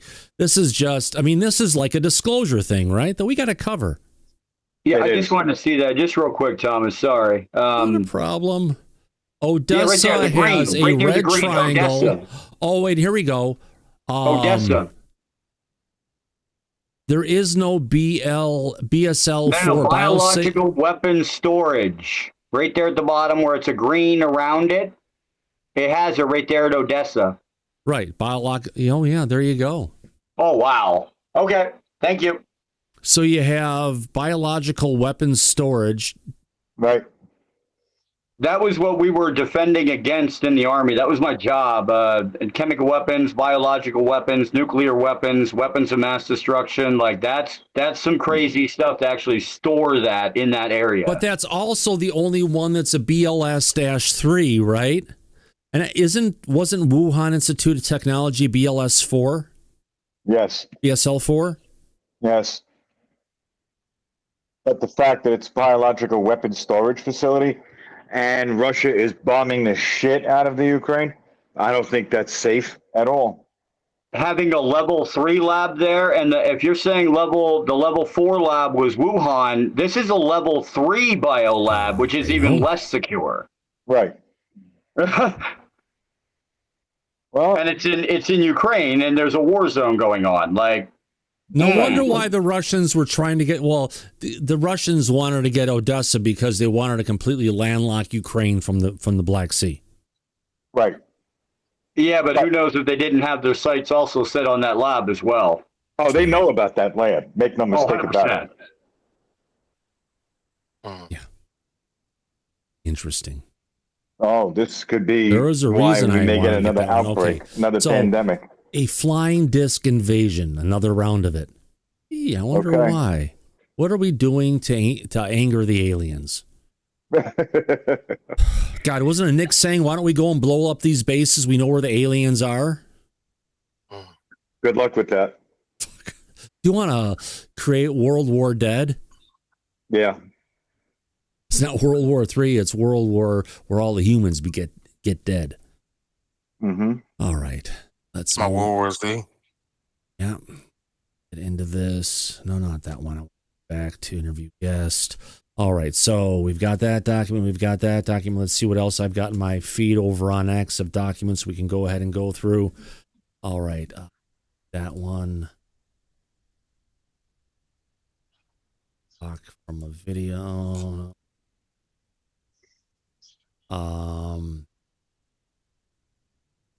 That one. Cover that last. Got that one there.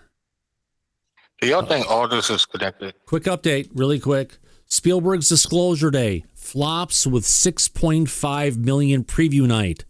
Looks at the lowest opening for a famed director in years. They're blaming it on sports and weather. Maybe there's just not an interest. We'll find out where that goes because the true truth of stuff is where it's going to be. Sweaty Nerd, did you have a question or a comment? No, I was saying,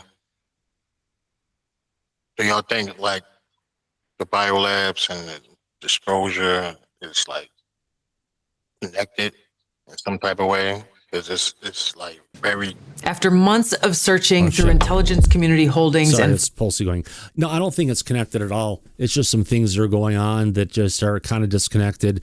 We have disclosure going on. Tulsi Gabbard is going to leave. This is an investigation she had been put on, and she wanted to get it out before everything fell off the butt before she left. Covered up and buried. Yeah. Well, this is maybe her way of going scorched earth before she leaves. Now, in a little side note here, there are a bunch of media things that are going on right now. The first one we have is coming from some schmucks over at Real America's Voice. Let's go ahead and get this up here and see what the mass media and what the normies are thinking about what's going on. Get this up and bring in the video full. All right, folks, here we go. We got the first of several uptakes. You know, Mike, I like this kind of stuff because this gives us an idea. What is everybody else in the world thinking about? What are they all seeing and what are they being told? Kind of like we're looking at what the priests have been saying. Now let's see what they're saying in media. Here we go. Of these files being released, these orbs. I mean, you're the expert of space. What are you looking at here? Is there any way to tell? Yeah, maybe these are some of the votes for Biden in 2020 that are still out there. I don't know, but seriously, Grant, I think we're looking at phenomena that most of us don't know really what it is. I was involved. They're showing a fake fucking video as if it's real. Right. In a lot of classified space activities for a number of years. In fact, part of groups who made up cover stories for stuff that we just didn't want the public to know what we were doing. And so it could be that. It could be really, intelligent life from somewhere else. It could be physical phenomena that we just don't understand. The more and more I see of it, the more I'm inclined to think that there's something here that's very real, that's well beyond, just a government cover-up. But there's two really big questions here. Does life exist in the universe? Yeah, we're aliens drifting on a planet called Earth. And then are they here and flying around? Who knows, right? We just don't know. Maybe the government knows, but I honestly kind of doubt it that the government really knows what's going on. Jim, the fact that 2 FBI agents witnessed this really is one of the first examples of the biggest credibility. That is not a video that was witnessed by an FBI agent. No. God damn, who is writing? Max. Yeah? Who's writing this shit? Some schmuck. Yeah. It's misinformation. Seriously. That it's certainly unknown. Yeah. Well, I give almost zero credibility to anything the FBI does. But that being said, I think I hear you. Guy, Jim. Sorry, I can't give up. I think there's enough people that have seen this that aren't FBI that give it a lot of credibility. So what is it? I really don't know. The ones that are seen by the Navy pilots in particular, for me, are the most credible. Like these guys are out there flying stuff and doing stuff. So and then they've got video that's taken out of their F-18s. Let me read this to you. Now this was from I believe it was a conversation, and I'll read it. This was a memorandum discussing a phone conversation with Dr. Leon Davidson, and it reads, quote, "We have contacted Dr. Davidson by telephone, advising him that we cannot resolve his problem concerning the space message and its transmitter because records on the matter have been destroyed by the evaluating agency." This had been talked about a lot. This letter just got released. It's the first admission that somebody received a message from space and the CIA or wherever it was, the intel community, destroyed records of that. Your thoughts on this? Yeah, it wouldn't surprise me that agencies would destroy records of things important and unimportant, right? And the idea that there's messages floating in from foreign, or not foreign, but alien worlds is not really hard to believe. We've had these private SETI, search for extraterrestrial intelligence programs, and we see structured kinds of waveforms. Are they real? We don't really know, right? But is it something possible? Absolutely. And I think alien life does exist out there. The big question is, are they here today visiting us on Earth in ways that we can't really understand? That's clearly what everybody wants to know. Real quick, I'm going to play this. This was audio also released. I'll get a real quick response from you. This is from Apollo 16. I know you love following this stuff. This is 1972, I think Apollo 16 was. This was not on any official transcript, but the audio was released. Listen to this. It correlates pretty well with the laser data, which shows great big hole here in the backside of the moon around Fendigraph, and that's where we get our big hole, but I can't see any scientific justification for connecting the two results. I will add, they remind you the gamma ray that's secondary right. peak is also at Fendigraph. I don't know what it means. Could be an alien starbase or something. I don't know. I guess he's talking about, Jim, something unexplainable. I think he was joking about the alien starbase there as I listened to it for the first time. Your thoughts on that? Well, Charlie Duke, who actually was one of the astronauts that walked on the surface of the moon, is a good personal friend of mine. And he's told me personally that he saw things flying around that he couldn't explain while they're out on the moon rover. Charlie is one of the most honest human beings I've ever known. He's not BSing me. I think there's something going on. What it is, I none of us really know, but Charlie believed it. Yeah. Jim Cantel, it's great to talk to you. It's fascinating on this stuff, and we appreciate it. We'll see you again soon for sure. Yeah, good to see you, Grant. Anytime. Absolutely. Good to see you too. There you go. First comments from people. What do we think? At least, he did give some precedence or some credit going to the guy on the moon who actually said some of this stuff and some of the things that he had seen. Now, the comment that was put out there relative to, it could be an alien starbase. That, Mike, I would say that sounds more like a joke or an assumption more than it is. We are now observing an alien starbase on the dark side of the moon. Right. No, he was definitely joking, Thomas, without a doubt. Let's give it a test. Let's see if his microphone works. Nick, you're in the back. What say you?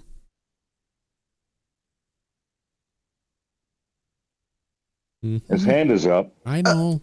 Thomas, I sent a video of this new James Fox, a new James Fox interview, actually. Okay. And give me a second. And which movie is he pitching? He's not pitching a movie. He's not pitching a movie. Okay. All right. Give me a second. We've got something else. Did you put that as a chat in the back? Yes. I'll pick that up in a second. On this one, but we have to go on this one, folks. Yes, it's happening. I'll just play this from the fucking browser. I already downloaded. There we go. Daniel O'Connor. Good Irish name, isn't it, Mike? O'Connor? It is. Yeah. Well, you ain't going to like this Irishman, I tell you. Daniel O'Connor is saying, quote, Steven Spielberg has groomed you for decades over the great alien deception. Spielberg says his alien movie will leave Christians questioning their faith in God. It's something the Antichrist would do. You should not watch Disclosure Day. The film is the last assault after decades of grooming. Strong words from the Catholic philosophy professor. Let's see what he has to say, Mike. This seems like it's a growing movement at this point, doesn't it? It really does. And they're real schmucks to be making points like this in the 21st century. People know better. But they're going to come out and say, this is the word of the Lord. Yeah, this is the devil. I know. Steven Spielberg is going to send everybody to hell. Considering he's not Christian, he's Jewish. So go figure. You took the words out of my mouth. Just because the guy is Jewish, we do share something called the Old Testament, right? Right. So they're like cousins. They're like family. They're related together. We all have the wrath of God brought down on humanity time and time again. Let's get past the really nice, loving, and pacifist Jesus. Let's get back to the wrath of hell from God. Right. Yeah. This is all bullshit. Yeah. There we go. And don't worry about this horrible movie being spoiled. You shouldn't watch it anyway. All right. The broader context here is that Steven Spielberg has groomed you. He has groomed society for decades to embrace the great lie. And this film, Disclosure Day, is kind of like the outright assault that all of that grooming was a preparation for. And in this video, my video here, I'm going to provide the counter assault. I've been warning about Spielberg's diabolical promotion of the ET UFO deception for years. And I've been mocked for years for issuing that warning about what Spielberg is actually up to with all of this. But then suddenly in the last few weeks, promoting this film, Spielberg began admitting himself that he is indeed doing exactly what I've always been saying he was doing. Spielberg, says his alien movie will leave Christians questioning their faith in God, creating, hopefully, a belief system that the audience will say, this is here, this is happening. Another thing that Spielberg said promoting this film. He's trying to create a belief system with it. Mike, the aliens are here. They're queer. They fly around in frickin' flying disco lights, and they get off on throwing probes up people's asses. Sure. And they've been here longer than humanity. Leave it at that. Yeah. I'm joking, no, my friends. It's all bullshit. Yeah. He says, this is real. I really believe. He has repeatedly said that. This is not fiction for him anymore. I don't think it ever really was in his heart of hearts, but now it certainly isn't. He is admitting he believes this is real, and he is insisting that what he's doing is striving to bring it about more quickly. Disclosure itself, that is. Let's take a look at this clip here. I'm not sure if you'll be able to hear it, but here we go. Nope, we're not going to play that clip. Because if we play that clip, we will get a fucking strike from Spielberg. Yes, no, don't do that. Says, I'll pause and repeat in case it's not coming through. Nope, you're not going to play that as well. You're not going to play the sound effects. Click, click, click, a pop, pop, pop, pop, pop, click, click, click. Guttural, guttural, guttural. Okay. He is calling it the most extraordinary event in human history. Disclosure. Wouldn't it be wonderful for people to know? No. Fuck, they got me. All of this is true. All of this is true, he says.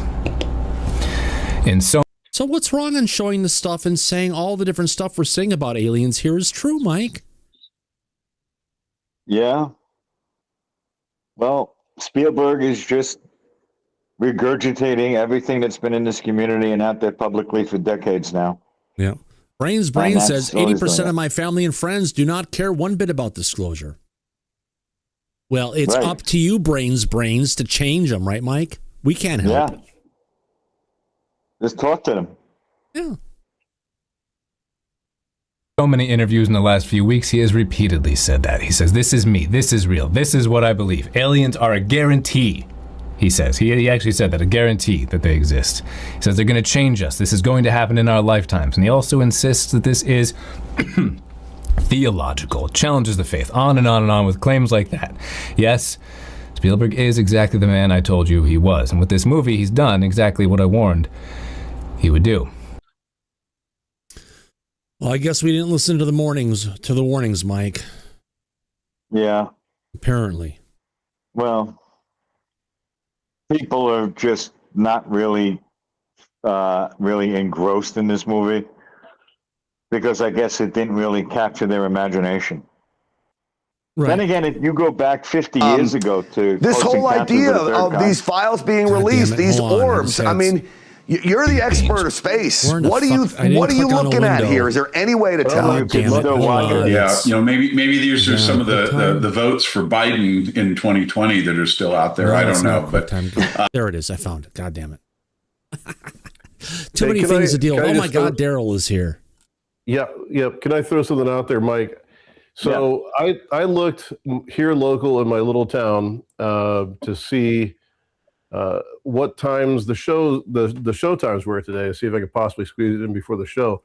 All the seats were sold at every single one of the showings today until 10:30, and that's 1, 2, 3, like 4 or 5 different shows in decent sized auditoriums. So I think it's getting some play. Now that could just be all the UFO people all at once going, but it's just a little take. I mean, nowadays you can buy your tickets online and they can tell you how many seats are left. And actually, in my theater, it shows you what seats you have. It's like buying an airplane ticket now. Well, it's like kind of knowing for the Lou Elizondo event I went through, you could look online and try and buy tickets from Ticketmaster, and you could see how empty the overall stadium was. Right. And in this case, it's full. I mean, there were no seats for the first show, 6:30. Wow. And it was the big theater. I mean, I don't know how many seats are in there, but it's like the biggest. Was it an IMAX? No. We have to go to Chicago for an IMAX or Indianapolis. I mean, I even have an IMAX here in fucking Linwood, Washington, which is not like I have to go to Seattle. I think 2 hours, Logansport, I think, or something like that. 2 hours away, really? Yeah, 2 hours. Oh my God! Yeah. No wonder why they call them the Hoosiers a bunch of losers. We're only an hour and a half from Chicago. It's closer to go to Chicago to watch it. Yeah, in IMAX. But you shouldn't have to go to Chicago. They should have it in like a bunch of the other suburbs. Yeah. Well, I just wanted to throw that out there because I was surprised. Yeah. Well, in our next clip coming up, let's go ahead and got a link to this post here. This one's coming from our dear friend Interstellar. No, actually, this one's coming from Skywatch Signal. You know, Mike, we actually have a great relationship going with a lot of the media content creators over on X at this point who bring this stuff together. Interstellar, he's from the United Kingdom or over in Europe. Communicate with him all the time. Skywatch Signal, another guy who does a lot of great job. You know, I like, you know, they have a lot of time on their hands and they put the stories out there, and it's great that they can curate the stuff that we like to cover for our audience. I want to thank these guys for the hard jobs they do. Yeah, no, you're right. Yeah. They do good work. Oh, yeah. So take our attitude and their content at times. Hey, it's a match made in heaven. I miss Neanderthal. His write-ups and everything he was doing for a while were really great, but apparently when he got into it, it was during his wife's pregnancy when he probably had more time on his hands that he's if you know what I mean. Yeah. Yeah. All right, so this one is coming. Would anybody even believe in disclosure now? With Piers Morgan. I think you brought this one up, didn't you, Mike? Yeah. We're talking about this earlier today. Let's get into Piers Morgan on this one, folks. Here we go. Let's see where the world is taking disclosure. You know, okay, for a recap for the people who've joined us late, we got like 4 videos of orbs that were obtained by the FBI. We didn't get shit from the CIA. We got a bunch of old documents that we're going to keep on going through, and a whole bunch of stuff. But some of the documents we got from a couple weeks ago from the Air Force, even better. So let's get to Pierce and see what Morgan has to say. Do you believe the Roswell thing is real? I've just interviewed the 2 guys who basically... Okay, they keep on hyping Roswell, but Kingman, Arizona, that's the biggie. Coming from an insider on this by the name of Lou Elizondo, yeah. Kingman, Arizona, Mike. Write that down. Yeah. You know, some people think they recreated it and faked it. Other people think that they believe their story. They found the original footage. They recreated it from original footage, and it was the Roswell autopsy. What do you think? There is a lot of frauds in ufology. That is no secret. But says a man who has how many action figures up on the wall behind him? Oh, God. Man, boy. But I think it happened. I think there was a lot of smoke there. And I've read a lot of books on the subject. And yes, I do believe something happened, particularly with the military changing their story, originally going out there and saying, yeah, we got a UFO. And then, oh, no, it was just a weather balloon. And then on the 50th anniversary, the military just came up, pulled this one out of their butt that they had, that they were running some test with dummies, and the aliens they found were dummies. And when they do stuff like that, it makes me believe it more, particularly when they pull that out on a 50th anniversary. So I am a believer in aliens and UFO. I don't know what they are, but I definitely think Roswell happened. Yes. Critical Drinker, are you a believer? Was his name Critical Drinker? Yes, Critical Drinker. Roswell happened. Yes. Critical Drinker, are you a... We need to get him on the show. Believer? Do I believe that there's other alien life out there somewhere in that infinitely vast universe? Probably. I mean, it's an awfully big waste of space otherwise. Do I think they've come and visited us here on Earth? I'm yet to be convinced. I mean, they probably have, haven't they? I mean, I just keep thinking law of probability is like there are gazillions of planets. Of course, there must be other life, and probably more sophisticated than us. And they probably... Yeah, more sophisticated, just not in the way you would think to be sophisticated. Kyle, your hand is up. Well, how long has the show been on so far? This show? It's 4:00. Okay. Have you seen? Would you be able to go back and pull up James Fox's tweet that he posted last night? I've got an interview with James Fox. I'm just about to go ahead and post. So let's watch the rest of this video, and then we'll get into James Fox after that. How does this sound? I'll go in the after chat and talk about it. Okay. Cool. Yeah, we'll cover it, but let's finish this off before we jump off into a different area and see something shiny. And look, a squirrel. We have come here, and we wouldn't know if they had. Well, I mean, if they're monitoring our TV and movie broadcasts and so on, and they see that that's a representation of human culture these days, man, I wouldn't blame them for giving us a wide berth. I mean, they might have taken one look at Keeping Up with the Kardashians and just pissed off again. Yeah. I think our entire planet's the universe's best reality show. Yes. I think we're just entertainment or an ant farm. Or maybe But they spent a few hours in Donald Trump's Truth Social feed and thought nothing could be as alien as this. We're out of here. Or Blue Sky. Quite possibly. I tell you. And we're tired of it, you know. Sorry. I guess my main question, Thomas, was how many? I want to ask a question. Get off here.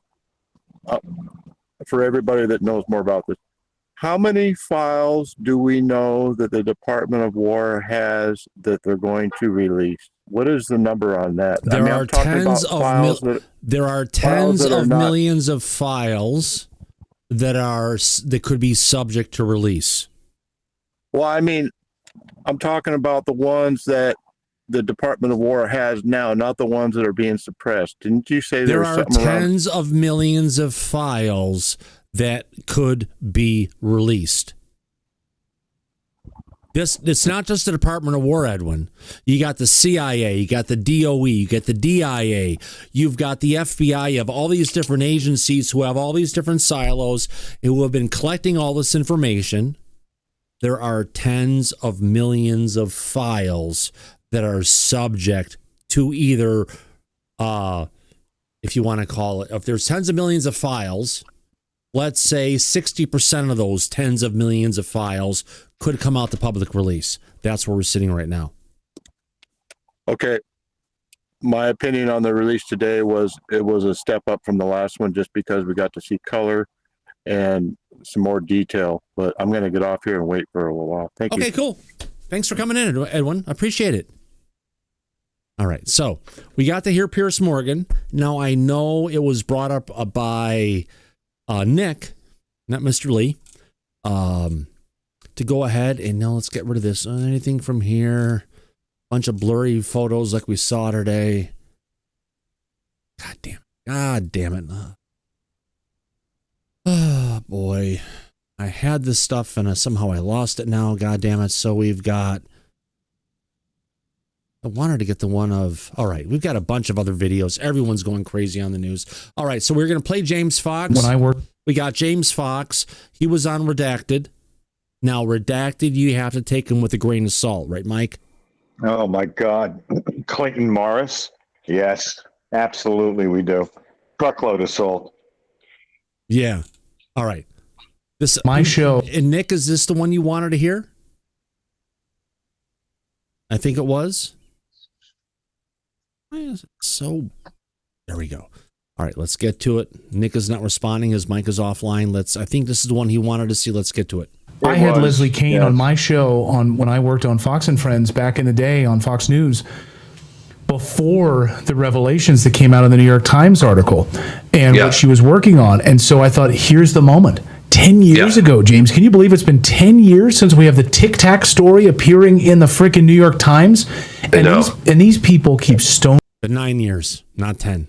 Stonewalling, and they keep telling us, oh, this is classified. Like, who's preventing David Grush from telling us this stuff? That's the most... The DIA, the DOE, all the intelligence agencies, everybody. But let's see where James takes this. Frustrating part of this. This is coming out. He assured me today that he will address this issue to the general public very soon, in the near future.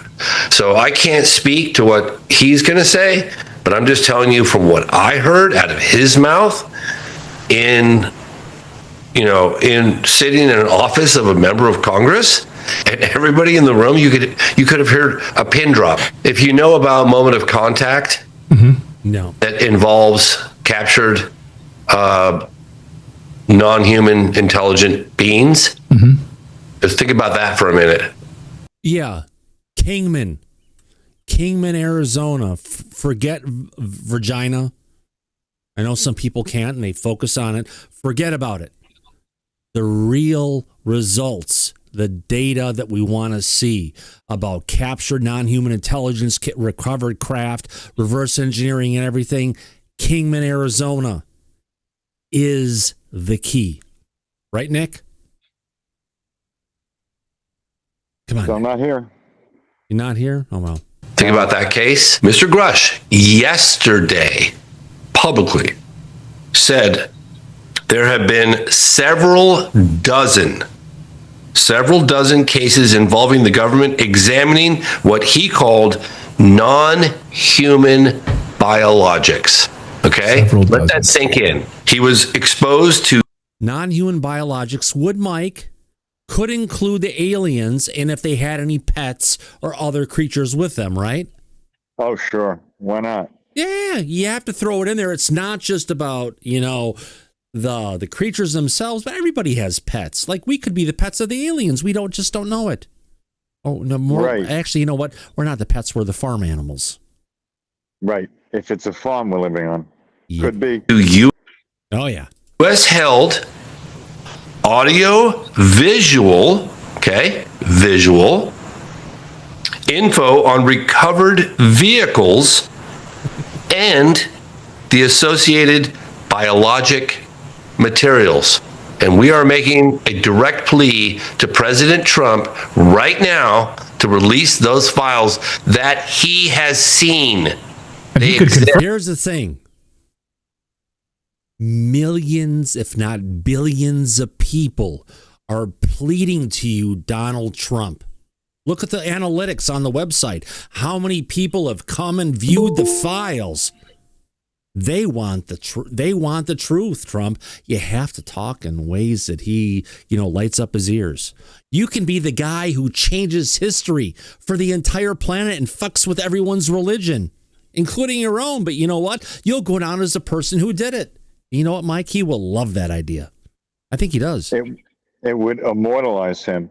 Yeah. And just like when Tulsi Gabbard exposed the secret labs, the biolabs, and blamed it on the Biden administration, he could do the same with this. Come out, show us these videos and files of the biologics, and blame it on the Democrats. They covered this up for 80 years. Go ahead. Yeah. We won't mind. Just do it. Get it out there. All right. E-Dub is saying, Thomas or Mikey, if you guys are, here we go. And someone wants us to go look at something, I can deal with that. Copy. Yeah. Let's shut that down. Let's go to another tab. Let's go to X. Peter Gurnis. Okay. The official line is that we are a Norwegian trade delegation, technically accurate because they are Nordic and there is trade. But they are also 7 feet tall, telepathic, and arrived on the South Lawn without a vehicle. Are you talking about the picture that was there? Oh, my God. Did you see this today, Mike? No, I didn't. I was busy dealing with other stuff today. Oh, get the fuck out of here. AI. Okay. EW, you're in the back. Talk to us about this. You got me to go ahead and bring up the video. Clearly AI. We did. That's not Trump talking because you can see his face deforms in a way. That's not fucking Donald Trump right there. Huh? Go ahead, E-Dub. Oh, that looks sorry, like Mr. guys. Red. I saw it and I saw it a couple of times and I thought I'd share it.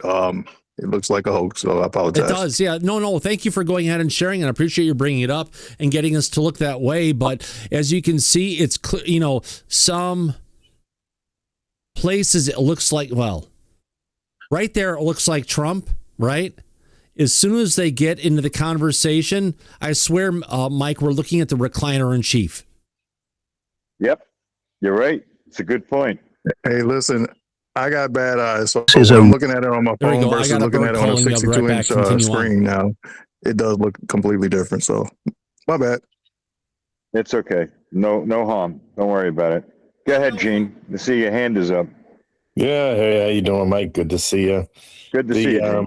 So I think this has been going around all day. Somebody, posted. It was started as just a photo on, I think, Reddit, and somebody saying, "Oh, this was screened. This was posted to the White House and then taken down right away." And that's where it all started. Everybody just started sharing it. Obviously, somebody made, a video of it, just used AI to make a video of the still frame.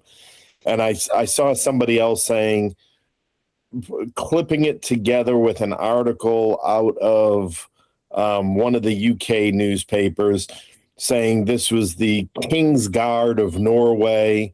And then it had several other pictures of Trump and the King of Norway, King and Queen of Norway, standing in front of them and captions like, they're passing in review. And I'm like, that's not how it's done. They don't bring the kings don't bring their ceremonial units to the United States for passing reviews at the White House. Number one, you don't see the King of England with the guards with the beefeater hats on and everything like that. Not how it's done, not how it works. But people just love it for some reason. Because they're so desperate to get anything for disclosure. And like the drop we got from the government today, it's just fueling that frustration. So they're going to AI, Gene. That'll give them the answers they're looking for, even if it's not real. And that's why we're seeing a lot of this shit going on today.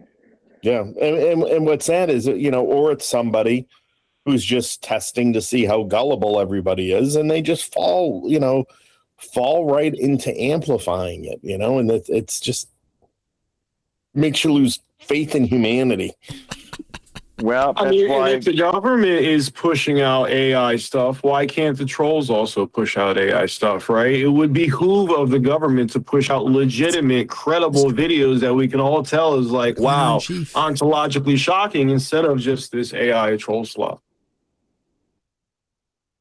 But Gene, that's why the public has us, me, you, and Thomas. We bring the truth out and cut through the bullshit, whatever it is that comes out there.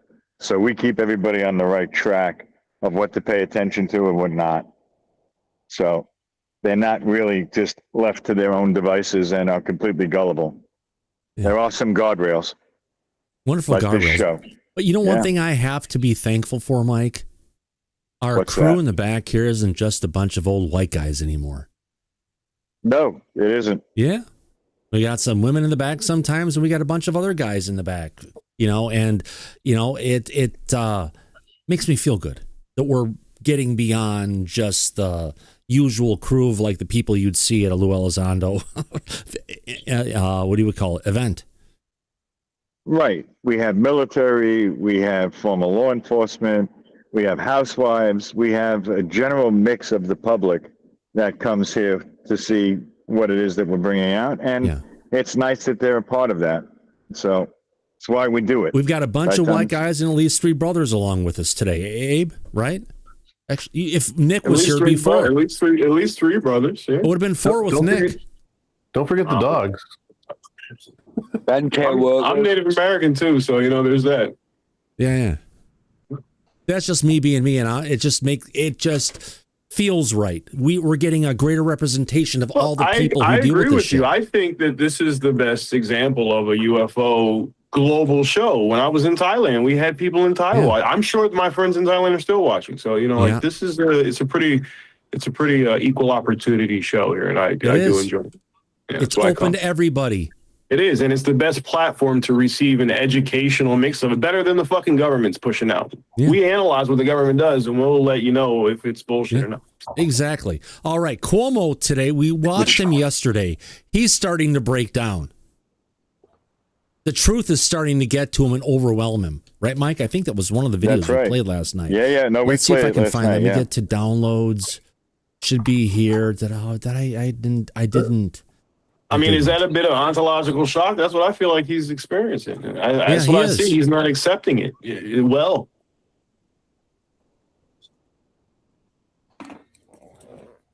He can't wrap his head around it, Abe. Just real quick before you get your click, Thomas. He can't, and I understand that. No, I'm sorry. I didn't mean to interrupt you, Scoop. No, this is Ryan. Real quick before you get your click, Thomas. I guess my point was that that the rumor that James Fox and Leslie Keane and the rest of them had backdoor meetings in the congressman's office about, and the fact that they said that they were left speechless sounds to me like whoever congressman they met with has some other evidence that they're going to release soon. I know it sounds like a tease. But I have a lot of respect for Leslie Keane and James Fox, and for them to say that they were left speechless. We'll have to wait and see, as always. But things were talked about that I think are going to be interesting in the future if when they release it. It I should think be. they're It gonna should release some be. more information. Yeah. And I don't know if it's the Virginia UFO or Virginia alien. Kingman is what we need the answer on.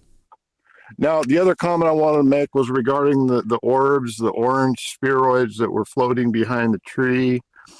They look exactly like the orbs that fly on a regular basis right in front of my fucking house. So if people want to come out and hang out, put a lawn chair in my front yard, in my front yard or in the driveway, and wait for these things, they come on a regular basis. Literally, they come out from over there, they go across and through the back, and if you want to see them, it's a free world. Well, you guys probably already discussed this already. I came in late, and I'd like to say hello to Gene. I'm new to the show, but I have a lot of respect for you, Gene. Oh, God, Gene's a great guy. I didn't even know Gene was here until I went to take a piss, and I came back, and he was talking.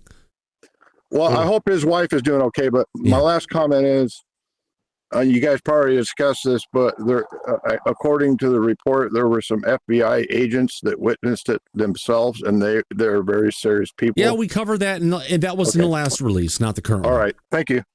Yeah, no problem. Before we get back to this, we've got a screenshot, folks. A screenshot of an alien probe that was pulled out. Oh, no. From an individual. While we can play the video, we can bring up a picture of the said probe that was put into a drawer at the hospital. That is like 1.5 foot long probe, whatever it is, my friends. I don't know, but they had a special tool with a light on the end to actually go and remove it. So I can't say as Terrell is eating his sushi, my friends. But, we always have something to go ahead and talk about here on this one to make you understand. Tell your doctor about lightheadedness, weakness, fever, pain, tenderness, redness, or swelling between the anus and genitals. All right. On that note, let's get to Chris Cuomo talking today so he can figure it out. Corporeal means it has a body. Bipedal meaning it. God damn it. Hold on. Get into here. Body. Bipedal meaning it walks on two legs. Plasmoid, sentient, is like some kind of mix of mechanical but with some kind of mentality. I love you, audience. Using the UFO vernacular, which is part of the movie title, Close Encounter of the Third Kind, which I never knew what it meant until now. Oh, my God. The Close Encounter of the First Kind is where you observe something, I think, at a distance of like 500 feet. Let me make sure I'm getting it right. Yes. Close Encounter of the Second Kind is a UFO sighting accompanied by physical effects, like damage to vegetation or property, interference with electrical equipment. And then there is a close encounter of the third kind, which is a sighting in which an intelligent being associated with the UFO is observed. That's what Grush is talking about. Now this, to me, sounds wild and something I thought the government would immediately dismiss, especially an administration that has something to say about just about everything, right? And yet not only did they not shoot it down, the U.S. government released what appears to be evidence proving that Grush is telling us the truth. They had a disclosure day of their own, declassifying multiple videos today given to the FBI by different eyewitnesses of plasma orbs. What are they? These things that you see These are not plasma orbs. They are orbs. We don't know if they're plasma or not. Schmuck. That fly in like ways that are totally unexplainable, pulsating, changing shape, splitting in two, all. What, pulsating, changing shapes? What, like this alien probe? Yeah. Seen within 25 miles of each other. And yet the United States government, with all its resources and manpower, does not know for sure what they are, and they're telling us that publicly, finally. Are they really telling us finally? Was this corporeal release means it has really a body. That good? Andy, you have your hand up. Take it, my friend. Yeah, I've just got to make a comment. Does this chap and Lou, do they use umbrellas when it rains? Groosh. Who's Groosh? That would be 00, wouldn't it? Not a U God, I in wish his Nick was name. here, or Nick or Luke were here, because actually I did ask Lou if it was Grush or Groosh. And I think that Lou said Grush started changing the pronunciation of his name from Grush to Groosh at a certain time. Not to my knowledge. Different. It's always been Grush. How did he say it in the hearing when he Grush. said, "I'm David Grush"? Oh yeah, David Grush, under oath. Thank you, Tamisha Bertrand. You're a doll. You're a gem. Thank you. Coming from the peninsula of Washington, it's no more like a freaking log than it is a peninsula. Thank you very much. I appreciate that. All right. So, plasma life forms coming from that schmuck. All right. So now we've got files. Mr. Hairspray himself. He doesn't use gel here, Mike. This guy he has so much hairspray.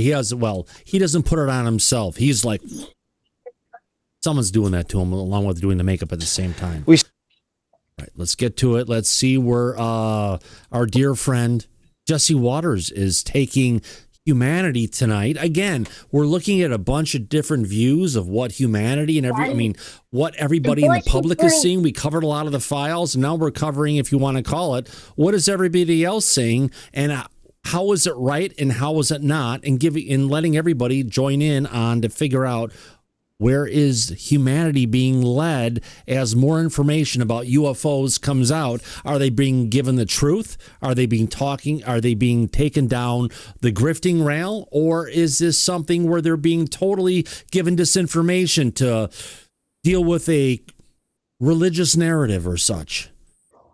He is looking like he really wants some of that sushi, Daryl. I gave him some. Fox News alert, we got more UFO files. The Department of War dropped a third batch. And America can't stop looking. The site has over 1.5 billion views. We see why. These files are pretty juicy. Out west, UFOs were spotted near a sensitive national security site back in 2023. Fuck, they're showing the same goddamn fake video again, Mike. This is a fake AI video that went along with the other video, the pictures, and people were pissed about the pictures, but... Eyewitnesses described seeing orange orbs like this. They called it a mother orb, and then mother would launch smaller orbs, one after the other. In Colorado Springs, a former U.S. Army intel officer and 4 members of his unit saw a UFO over the Cheyenne Mountains. They said it looked kind of like a potato and was somewhat translucent with a slight shimmer. And in 2008, the CIA sent assets to Zimbabwe. They were on high alert after a UFO was supposedly hovering right over their airport. The files say... Now, what's in Zimbabwe, Mike, or anybody in the back? I'll give you a quiz on this one that could interest the non-human intelligence or aliens to show up. Anybody? Is it a lake? What? Is it a lake? Is there? No. Is that what? Okay. What do you think, Roy? This is the New York Post, Thomas. You could use it to fill your bird cage, the litter box. This is not a credible story. No, but this is an actual document that they had out there, Mike.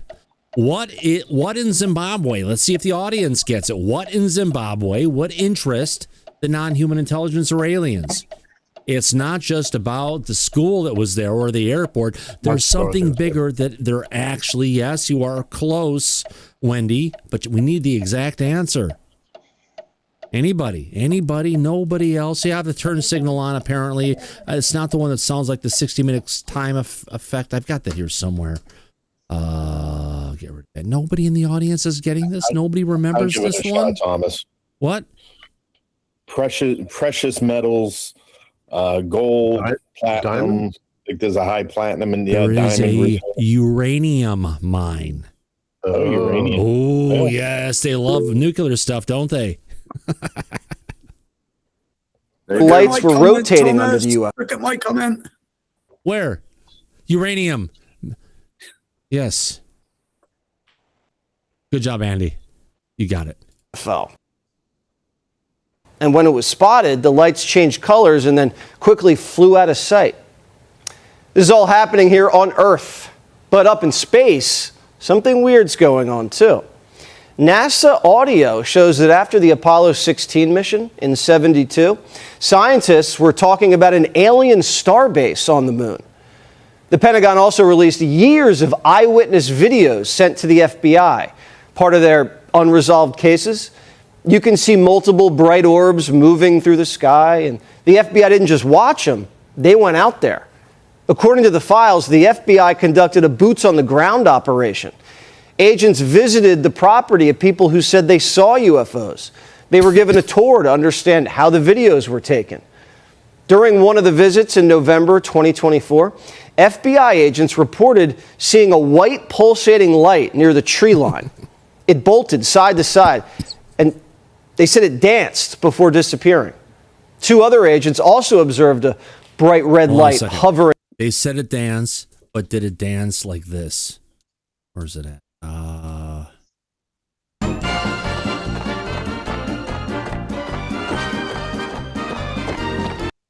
At the treetops. They said it disappeared and then came right back. Agents tried to take a photo, but it was blurry. Now, we want to get to the bottom of these mysteries, and now experts are saying they're closer than ever to solving it. Maybe soon the president will tell us we're not alone. We are not alone. We have never been alone. Ancient Aliens, gotta love it. But George Tsoukalos is lost lately. That is fucking. You know, it's all that hairspray he's been subjected to, Andy, has really screwed up his mind. Yeah, I'm so glad I don't have the hair to do that. Yeah. Oh, God. Fox News Alert, we got more UFO Let's get files. past this one. Fox News Alert, we got this one. Oh, but wait. He's There's back more. again. What is it, Mike? But wait, there's more, Thomas. Oh, wait, there's more. We got Neil deGrasse Tyson is back on the same Piers Morgan show again. We're not going to slow him down, but let's just listen to Piers, and maybe I will slow him down while he's playing. But what kind of pajamas is he wearing today? Looks like black camo. I like him better when he's drunk. So let's put you guys up there, and I'll be right back. And here we go. How we might communicate, if they do come and visit us, that communication might be through math rather than through sounds. With geometrical see first. If I may restate your attempt at the Pythagorean theorem, a squared plus b squared equals c Sorry, yes, I'm sorry. Yeah, you're right. This is why Mike, now you've gone and actually arrested a lot of people and brought them in for DUI. Does this look like someone who could be impaired or sound Oh my like God! it? Yes, it's Textbook? Oh, he got silenced. exactly how they behave. There we go. wouldn't be the. This is why you couldn't make me the leader, because I wouldn't have even understand basic geometry. Yeah. Okay. We had some fun with that. Get back to normal. A squared plus B squared equals C squared, of course. So obviously they wouldn't necessarily know the symbols, but you can show a triangle and squares coming off the legs of the triangle. That would show them that we have some intellect because math is a language of the universe. But isn't it just our maths, O'Neill? Like you've decided that we would use our maths to communicate. It might be incomprehensible gibberish to them. Well, I'd be surprised if they didn't know what a triangle was. Why? Or what Why should squares they were. know what a triangle is? Because you need, so if you're going to make a spaceship, you need math, okay? How'd you know they need a spaceship? Oh, good. So if they figure out wormholes, they just step through the wormhole and then they're here. Yeah. Right? So I'm all game for that. But then there are no UFOs, right? Why would you need a ship? Well, exactly. Darting through the sky. No. Okay, sorry, folks. We had to do that. We lost some people watching the show, but a little bit. But you know what? Sometimes you got to have fun. And Mike, you also talk about how we might communicate if they do. It was the perfect timing. So, what else do we? All right, here we go. Artificial intelligence is furthering UAP research by helping scientists sort through volumes of data collected by Oh God, no. It isn't. It could be. It's Avi Lube. Do we want to ruin this day and play a video from Avi Lube? No. No, but let's give us to the audience. So while we're doing that, let me just remind the audience. Please do. That if in 1967 on a Malmstrom Air Force Base, where you're supposed to be Salas, asking people to get to subscribe to the show right now. Oh, I'll get to that, but I want to make a point. If the aliens over 60 years ago were able to turn off and on our nuclear missiles, you can make damn sure that they know how to communicate with us. It's a no-brainer. They don't need to use triangles or mathematical symbols. They can do better than that. So that would be my point on that question about what Neil deGrasse Tyson was talking about. But yes, we have only 225 likes, but nearly 500 people that have been in the show.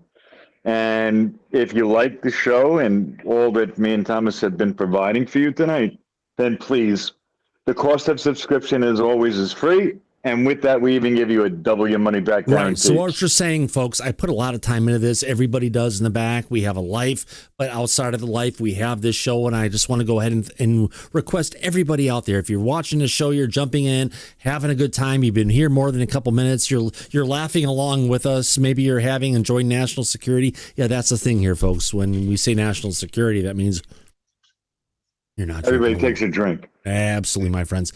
On that note, if you're having a good time, please jump in. I'd love to have you as a subscriber. More importantly, give us a thumbs up. Why are we asking? Because the more people who join the channel, the more people who gives us thumbs up when we have a show going, it helps the YouTube algorithm to help spread the news and the joy we bring here on Disclosure tonight. That's right. Gets the word out to everybody. Note, it's playing in the background. I'm going to give the audience the choice right now. Avi Loeb clip about his studies of UAPs. You want to hear what he has to say? I'll bring it on. Or no, we'll skip it. 50-50, 47-53. It's going up. Thank you for the entertainment coming in from E-Dub. Thank you very much. $20.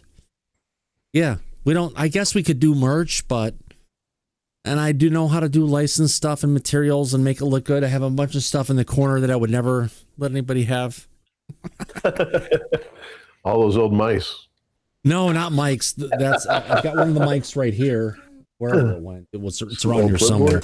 Yeah, but no, this is like T-shirts and sweatshirts and other stuff. Too small and just the logo isn't right. But thank you. Yeah, I appreciate it. Who did the super chat come from again? Came from Todd T. 5562. Thank you very much, sir. Thumbs up and everything goes along with it. But where did our survey go? All right, so where are we at? 44% says bring it on. 56% says no. Hey, Google, give me a timer for 30 seconds, please. Okay. Starting now. There we go. 25 seconds left. Oh, we got more super chats coming in. Holy cow, what the hell's going on? We must be doing something right. All right, so we got 19 seconds left, 17 seconds left with 69 votes in. Great number.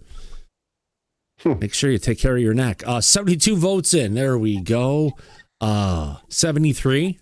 It's coming back. We get almost at 50-50. Where are we going to get, a couple seconds left? I'll give it 10 more seconds. Are we going to get bring it on above 50%, or is it going to be stuck at 49? I will extend it out to see if those who think we should bring up, there we go. It's 50-50. We are close now. Can we get it to 51%? And I will end this at that point. Anybody else who wants to see Avi Loeb? You 50, we got it. We got it. Boom. The tie-breaking vote. Thank you, audience. Hey, you know what? We got some people to go ahead and vote who normally wouldn't vote. It's almost like, you know what I'm doing, Daryl, here? You're taking a poll. No, not just that. I'm doing ballot harvesting. Okay. Or pretty damn close to it. So I guess we've got a clip of Dr. Avi Loeb talking about disclosure and right his now. wonderful things that he could do, that he hasn't done anything spectacular with it. This is the same guy who was attacking astronomers in Ukraine for having better equipment than his own and trying to say their information that was verified from one station to the other, both looking at the same thing, wasn't real. So, Daryl? He was working with Dr. Sean Kirkpatrick secretly. I know, and we but have I just big have issues to, with that. The just have audience to may warn not you, know Mike that. and Daryl, everyone in the back, everyone in the show, prepare to get lubed. Yeah. Now, we're going to give you your most close-up look yet at the search for aliens, and we're going right to the source. Here, there we go. We also look at alien hunters, scientists. Put all the noise away. The scientists. The Galileo Project is at the forefront of the scientific search for alien civilization. No, they're not. Civilizations on or near the Earth. And one of its main goals is to examine the possibility of extraterrestrial origin for UAPs by observing objects in or close to the Earth's atmosphere. So what have scientists discovered about extraterrestrials, about UAPs, about UFOs so far? Joining me now, director of the Galileo Project, Harvard theoretical astrophysicist Dr. Avi Loeb, who was with me earlier today on my online show, Hot Take. Good to see you again, sir. One of the interesting parts of the conversation we had earlier today was about AI-powered telescopes to analyze what is going on up there. Can you explain to our audience how big of a breakthrough that is? Thanks for having me, Jesse. Well, first I should say that life is worth living when you treat it as a learning experience. And that requires two things, the curiosity to learn and also the humility to learn, which not everyone has. Now, AI helps our natural intelligence because it can deal with large data sets. It can also learn from previous data about the identity of objects, such as talking about how it improves our national intelligence, national security, shows he's pitching this to the government. And I love the pictures of himself that he has on his mantle. Wow. Airplanes, balloons, drones, satellites. These are things we are familiar with. And the question is whether there are any outliers out there. We have 3 observatories providing us data on millions of objects.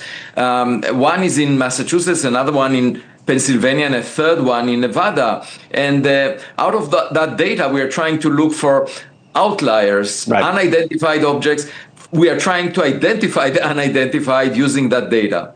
And using this technology, have you identified a recent breakthrough? Have you identified something that you're fairly confident to say, I don't believe that this is man-made. I don't believe that humans could create this. This appears to have characteristics of something beyond. No. Not yet. I told my research team. Daryl, I heard you say no. Have you watched this? No. I didn't know you guys were on already. Three Eye Atlas, anybody? Yeah, we know about 3i Atlas, yeah. You know, he will look at anything, an interstellar object coming into the atmosphere and going around there. No. He didn't discover it. Other people discovered that and Mama back in the day. Right. Other people did it, and he glommed onto it. And he will go ahead and take any interstellar object. You know, when he's talking about more the first time, and was coming in, he was saying that could come around towards our planet and drop off probes that could, you know, parachute into our atmosphere. Mm-hmm. Just, and he looked at, you know, 3i Atlas and all the stuff, anything that's coming in. Now, Daryl, how long have we had the ability to go ahead and see interstellar objects entering our solar system? Short amount of time relative to humanity, right? Yeah, I mean, but anybody could have looked up in the sky and seen something, right? I mean, you don't really need a telescope. But yeah, is he going to talk about his tiny metal balls or? No, he's going to talk more about. Let's get into it. That if they find anything, they can wake me up at the middle of the night. The question is whether the U.S. government has such data, and so far the declassified documents that were released in 2 batches in May did not show any conclusive evidence for non-human made technologies, but there are people discussing it. David Grush, together with lawmakers, stood up at the Capitol on Tuesday this week and said that there needs to be disclosure of such information because the government has it. I haven't seen it yet. But you and I talked earlier about the idea there's certain characteristics you're looking for, right? You talked about this shiny, flat object that potentially could be something of interest. I mean, what are the characteristics that you're looking for and that this technology can pick up in a way that maybe it couldn't years ago? Right. So we also look at objects that arrive into the solar system from outside and pass near the Earth. Yeah, but wait a minute. They're asking him questions about his technology that they showed pictures of from his Galileo project. Why is he talking about just other general observations that are coming from the scientific community on the planet, that don't involve him? He's not interested in anything that doesn't involve him. Yeah. Because he needs to get $1 billion out of Congress like he's been trying and without to the whole seeking time. Yeah. Let's fast forward this a little the bit. evidence the way that a detective does in a crime scene. We heard your previous story. In principle, it's possible to prove things if you have enough data. That's what we are trying to do, rather than storytelling and philosophizing about the question whether we are alone or not. We can just look at the sky and figure it out. All other data that doesn't give him the scientific data he requires to believe it. He's throwing everything else out, right? Yeah, he is. That's right. It's all bullshit. It's almost like he's paid to say this stuff, Mike. I think you're right, Thomas. The question is, who's funding him to come on TV and control the narrative? No, who's funding him, not just to be on TV, but to have him go ahead and spew the specific narrative he is? I would point it towards the deep state, the CIA, the other organizations that have been working behind the scenes to go ahead and shut down any true conversation about the truth being found. It's no different than when we had peoples in the 40s and 50s, late 40s, early 50s, and they were taking photographs of the shit they were seeing. The FBI would come in, other people would come in and get them to give up the information and give it back to them. It's the same group. They don't want the truth to be out. We know they're funding people to go in public and control the narrative. And he's one of them, 100%. Yeah. Let's I'll put my hand up next time. Sorry. For such a smart man, he really is really stupid, Mike, isn't he? Or Daryl. He's not smart. Yeah. He's playing it. Yeah, he's cunning. Yeah. By the way, real quick, can you give the analogy you did earlier today about how we shouldn't be settling? Sorry, how? The dating, how you talked about dating, how we shouldn't be settling. Yeah, because did they ask? Was he concerned that he was asking about his dating life? We got to go to him for dating now. I guess he's got Avi Lube, so connection. He's 1 year older than me, Daryl. He's younger than he's 59. He's younger than you. No. I turned the big 6-0 this year. Okay, so you're the same age. You look much younger and healthier than he does. Well, thank you. Sorry, how? The dating, how you talked about dating, how we shouldn't be settling. Yeah, because you can view it as going on a blind date with some interstellar partner, and the best is to listen to the other side to figure it out. And of course, we can hope that the dating partner will be friendly, but it could also be hostile. So there is something to be learned by watching it and protecting the Earth. All in all, I think it would bring humanity to a better place, because it will inspire us about new science, new technology, exploring space. Because if someone else visits us, we might want to visit their backyard. And it will be humbling in the sense that we have But he's on to something. We love to visit in their backyard. Daryl, if these things really connect to humanity through consciousness, right? And it's literally a two-way conversation. That means the people who are connected to them not only can be called and they can answer the phone, they can also ring back. Right. And if I'm going to date an alien, I'm going to definitely visit the backyard. There's just no two ways about that. Oh, dun-dun-dun. a sibling to our family of intelligent civilizations. And, even if you believe in God, there is no reason to expect God to be a parent that can attend to only one child. It's an interesting way of looking at it. And by the way, talk about learning. I didn't know that Avi Loeb was good. Well, if we're asking about learning, there's a definite question out there that needs to be asked. If I can find it, where is that at? Tell your doctor about lightheadedness, weakness, fever, pain, tenderness, redness, or swelling between the anus and genitals. All right. Going to use a dating comparison in an alien discussion. But hey, I love it. Dr. Avi Loeb, thank you so much for taking the time. Good to see you. Thanks for having me. Yeah. Having a fun time tonight, Daryl. Happy Friday. Yeah, happy Friday is right. Who would have thought we started 3 hours ago? Right? So do you?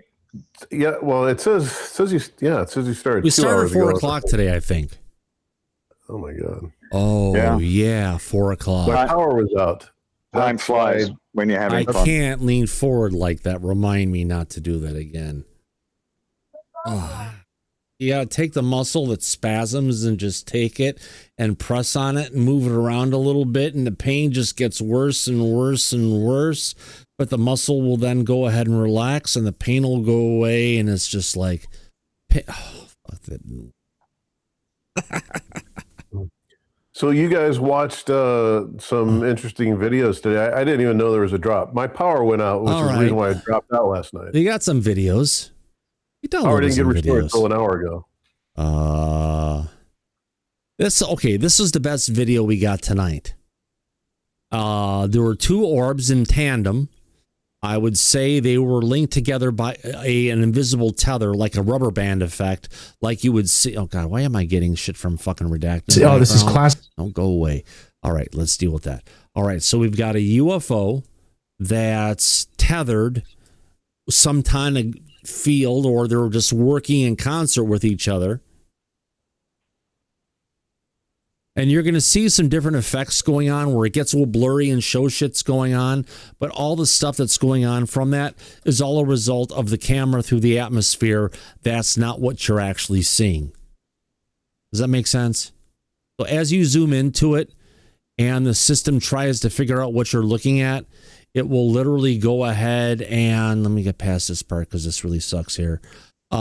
It'll cause like more effects. You'll see like plasmoids and things moving around with it, but it's the same effect if you were to go ahead and look at the star Betelgeuse in the sky, or Venus, or Mars, or different planets, and you really zoom in on them close with a telephoto lens or different stuff. You'll see this where they look like they're like little creatures that are alive, and sometimes you'll see faces through pareidolia and other stuff coming in.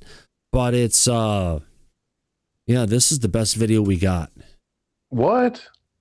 That's Yeah. the best video. Yeah. Okay, there's another one that's out there where there's where's it at? Not that we called this video the Tide Testicle video. Because if you tie your testicles up, they'll glow like that and turn that color. No, but we got this other one, and it's got two orbs. It's what's cool about this one that I have on the right is the one on the right, as you're looking at it, as it's going through it, this looks exactly like what Luke and I have seen many times in our front, traveling literally right in front of our house. It comes over the neighbor's house, goes right in front of our house, and goes down our street, and it's got a direct line coming away from Bangor Island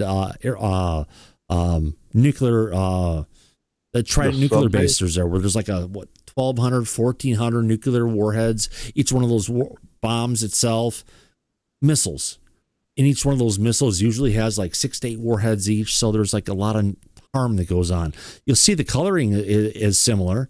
We get back to this one again. So it's just kind of, there wasn't a lot to get out of this. It almost feels like after, who was it? Grush, when made his statement about this stuff, that about the orbs and everything, it seemed like orbs became the subject matter of what they're focusing on and what they're giving us. Now, we know they have a lot better shit than this kind of stuff. Now, here's the thing. All these videos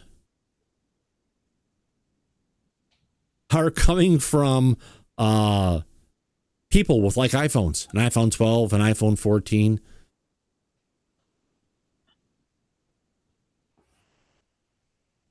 Yeah. Which is better than the down-res FLIR videos the government usually gives out. Exactly. Sorry, Daryl's lighting just made me stop and look for a second. He's got the orange going, but then has made his face look green, almost like he's a pumpkin. It's because the screen is black. If you were to put on something white, my face will be white. Oh, we can fix that, yes. But Andy has his hand up on us. Yeah, here we go. There you go. Yeah, I do have a very quick question from Mike, and I'm going to regret saying it. How do you know about testicles in that way, Mike? Oh, tied testicles? Ancient Chinese secret. It is an ancient Chinese secret. You guys tell us for a second. I'll be right back.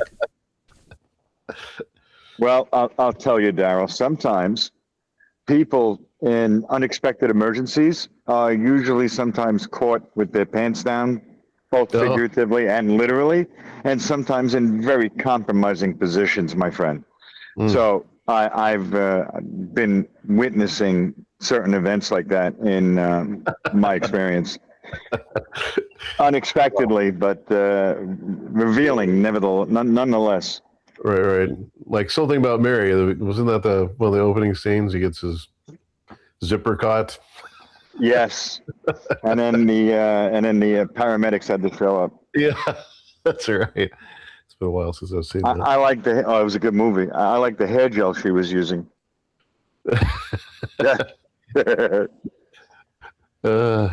Yeah, Ryan, your hand is up. You're next.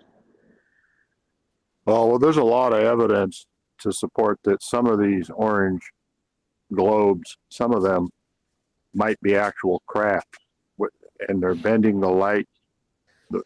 They're bending light around it. Some of these orbs might actually be craft, but there's no way to tell for sure. They didn't release any more information. But we got no metadata. We got nothing specific on these videos. Got shit. Right. But we know that these things affect light. So some of these could be actual craft that are partially cloaked. But there's no such thing as partially cloaked. They're either cloaked or they're not cloaked. Well, you know what I mean. There's a lot of evidence in the history of ufology of these orange orbs being involved with other physical craft at the same time. But there is evidence of orbs being involved with other physical craft that are cloaked, and there's a handoff between who's being cloaked and who's not being cloaked, or sometimes both are cloaked. Yeah, Thomas, it's interesting you're telling me about these things floating past your house. I might have to come over sometime. I won't drink all your beer. I have no beer. Have you had any missing time? Exactly. BYOB. Bring your own beer. Oh, exactly. But Mike Disclosure, I was listening to last night's show and I kind of cut you off, and I apologize about that. Oh, Ryan, it's fine. Don't worry about it. You were discussing the guy from Israel that was with Chaim Shed. Yes. Yeah, and you wanted to make a comment about it, and I went back and listened to his comments, and they didn't seem too outrageous to me. I think the guy has his credentials. That guy's credentials. His credentials. He's an important figure in this whole thing. So, did you want to comment more about that? Because I kind of cut you off, and I didn't mean to. No, it was fine, Ryan. The only point I was going to make is, regardless of his credentials, he hasn't got a shred of evidence to back up any of his claims. That's the simple answer to that. That one. God damn it. Don't want to hit end. Trying to see what has currently happened on X. Okay, so here's an interesting short clip. Let's see if News Nation hits us on this. Kristen Fisher, right? She's been the tag along with Ross Coulthart. Not keep on this. Oh, that's not there. She's got her actually Megan Medic. Ross and Megan go back and forth. She's a producer. Yes, she is. Now she has her own show called Unreported. Really? Yeah. I wonder why anybody that works with Ross for a UAP while research ends up going off on their own. Interesting. Yeah. Quick thing, we have Peter Skafish. This just hit coming in from Fox News. Peter Skafish is the God, what is he? Soul Foundation. He's from the Soul Foundation, one of the leaders over there. Great guy, a friend of Merrick von Rennenkamp and also Dr. Gary Nolan. The guy is a gem. He really knows what he's talking about. And even talking with Merrick about this, I said we need to see more of Peter getting out there and talking with people because he's such a great personality to introduce so many people to what's going on that note. Let's go ahead and bring up, let me find the right one to go to. Video full. Let's go ahead and watch this clip of Peter over talking with Fox News. Here we go. Be using for interstellar travel? Is it interdimensional? We don't have a sense of that from other witnesses you've talked to. This is a good one, Mike. Interstellar versus interdimensional. Granted, it's a 44-second clip. Let me listen without breaking in. And the data you've gathered, do you?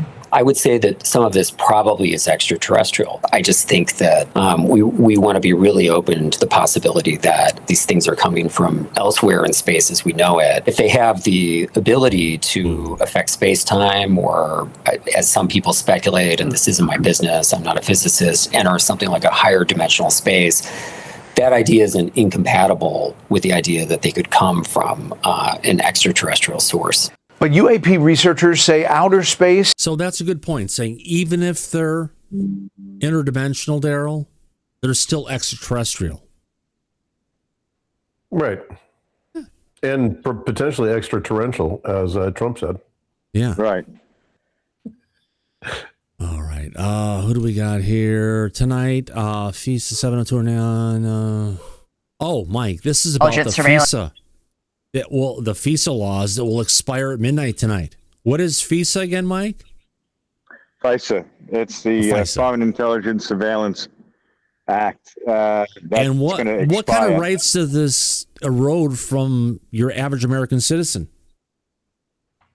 Privacy, because it violates the Fourth Amendment of the Constitution and removes whatever privacy protections that would be afforded to the American any web page citizens. that you view, right? Yeah. Any message that you type on the internet, email that you send, any kind of direct message that you'd have with somebody else, whether that's over SMS, text messaging, right, or over something encrypted like Signal or iMessage, they have access to all of that. Your phone calls, you name it, anything. And without a warrant, they can go. Now, all your information under this is being captured all the time by the NSA, right? and it's being held in large data centers that are throughout the country. Yeah, you wonder why hard drives are so in expensive. Utah. Yeah.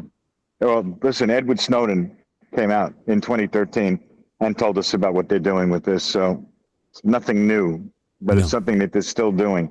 So this knocking down of the FISA Act is a step in the right direction. Yeah. So let's hear about this now.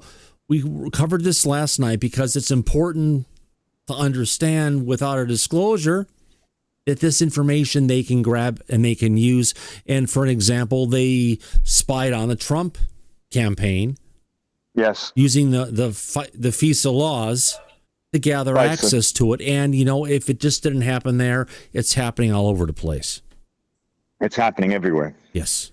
So let's just hear this little clip. 2 minutes, 47 seconds. Here we go, folks. I want to ask you about FISA because Congress deadlocked on yesterday on this deal to extend the Foreign Intelligence Surveillance Act known as Section 702. This is a really important tool. It allows the United States government to essentially eavesdrop on foreigners by listening to phone conversations, reading texts, emails. These are all foreigners who are inside the United States. Spy agencies collect that data from companies like Google, AT&T, and Verizon, and then use it often to foil terrorist plots and foreign cyber attacks. The NSA says FISA has been used to reveal the Chinese origins of fentanyl, uncover Russian kidnapping of Ukrainian kids, take down al-Qaeda leader Ayman al-Zawahiri. It's the first time ever that the House has failed to pass an extension of Section 702. Good. Are we safe without it? I know we can still continue collecting it for a few more months, but we're right at war with the number one sponsor of terror in the world. We just had the World Cup kick off here in the United States. You're actually making the same sales pitch I've been making now for several months. I mean, that's exactly right. It's an invaluable tool that we rely heavily on. 60% of the president's daily brief is derived from 702 intelligence. And so I don't think you can overstate the importance of this program. What I think is important to note is that we've actually passed this out of the House 3 times. There is a bill live right now over in the Senate. They could pass it right now. And what Chuck Schumer did was take the opportunity, as he does frequently, to just say no to the president just because he doesn't like the president. And he used, really an irrelevant argument. And that was I need to pause this for a second. We're a minute 49. I want to get rid of that shit on the cover. Minute 49 back. Here we go. And that was he didn't like the DNI, acting DNI nominee that he put forward. Well, to be fair, nor did the Senate Majority Leader John Thune. Fair enough. But the DNI doesn't even have 702 query authority, number one. Number two, this was in an acting capacity. And number three, he wasn't asking for them to confirm this guy. He was saying, this guy's going to hold down the fort until I get a nominee in place. And they went nuts. They used the opportunity just to try to spite the president again, and they're willing to take national security hostage in the process. Well, should the president just pull Pulte's nomination as acting DNI? That would solve the whole problem, wouldn't it? Well, I mean, it's his prerogative. I'm not going to second guess the president on this. He's got a nominee out there that's a solid guy, and everybody has acknowledged Jay Clayton. that. Yeah. So get over yourself. Pass the 702 bill, and let's protect America. Congressman Rick Crawford, appreciate you joining us tonight. Have a great weekend. Thank you. America is protected without the 702 provision. It's full of shit. And another schmuck that's voicing partisan politics and trying to drag the public into it. That seems where it is, ridiculous. Yeah, it's seems to be where Congress is at lately, and nothing seems to be changing. No. It's the same bullshit all over again. Like bringing up Obama's birth certificate one more time. Yeah. Oh, man. The hell. How is even that? A man went to the hospital and felt something stuck in his throat. You have the worst hospital videos. I know. All right. Anything else going on here with? No, I didn't see that. That was crazy enough. What the something hell? here going on with UFOs. You know what? I guess we can get back to the documents. So, can I ask how many different videos were dropped today? 4. 6. 4. 6? 2 were recreations, yeah. Yeah. This one was a And recreation. Any documents? Any juicy documents? There were a bunch of them. We covered some of them. I guess, you know what? Let's delve into it. I've got them here somewhere. Just download it. Release documents. We've already saw the videos. So this is the 1952 to 1953. We just saw that one. This is 1954 to 1974. Coming from the Central Intelligence Agency. There you go. Overhead reconnaissance. Oh, shit ton of chicken. Holy cow.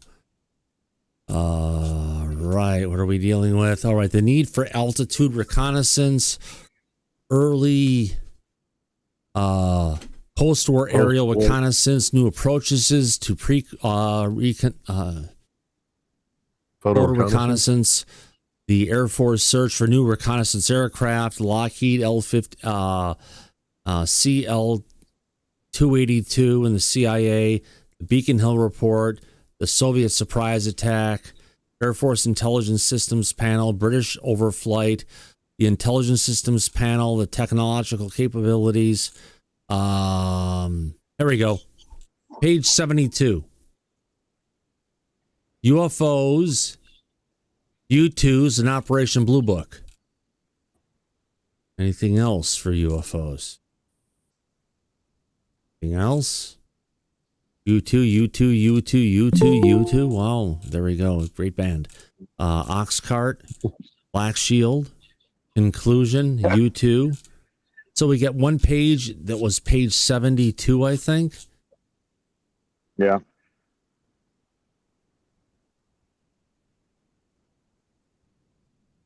All right. High altitude testing of the U2 soon led to unexpected side effects. Tremendous increase in the reports of UFOs in the mid-1950s. Most commercial airliners flew at altitudes between 10,000 and 20,000 feet, and military aircraft like the B-47s and B-57s operated below 40,000 feet. Consequently, once U-2 started flying above 60,000 feet, air traffic controllers began receiving increased numbers of UFO reports. So we're not dealing with here just reports coming from individuals or people on the ground like the military everyone was saying. This was coming from sightings that was being reported by people in planes. At high altitude. At high altitudes. Such reports were most prevalent in the early evening hours. Some pilots of airliners flying from east to west when the sun dropped below the horizon of an airliner flying at 20,000 feet, the plane was in darkness, but if a U-2 was airborne in the vicinity of the airliner at the same time, its horizon from an altitude of 60,000 feet was considerably more distant, and being so high in the sky, its silver wings would catch and reflect the rays of the sun and appeared to the airline pilot 40,000 feet below to be fiery objects. Even during daylight hours, silver bodies of the high-flying U-2s could catch the sun and cause reflections or glints that would be seen at lower altitudes. You know, what we're talking about, Mike, are things that are really up there high in the sky, right? Right. That they're just trying to say, well, it was the U-2. That's all you saw. It's prosaic. Yeah. It's prosaic.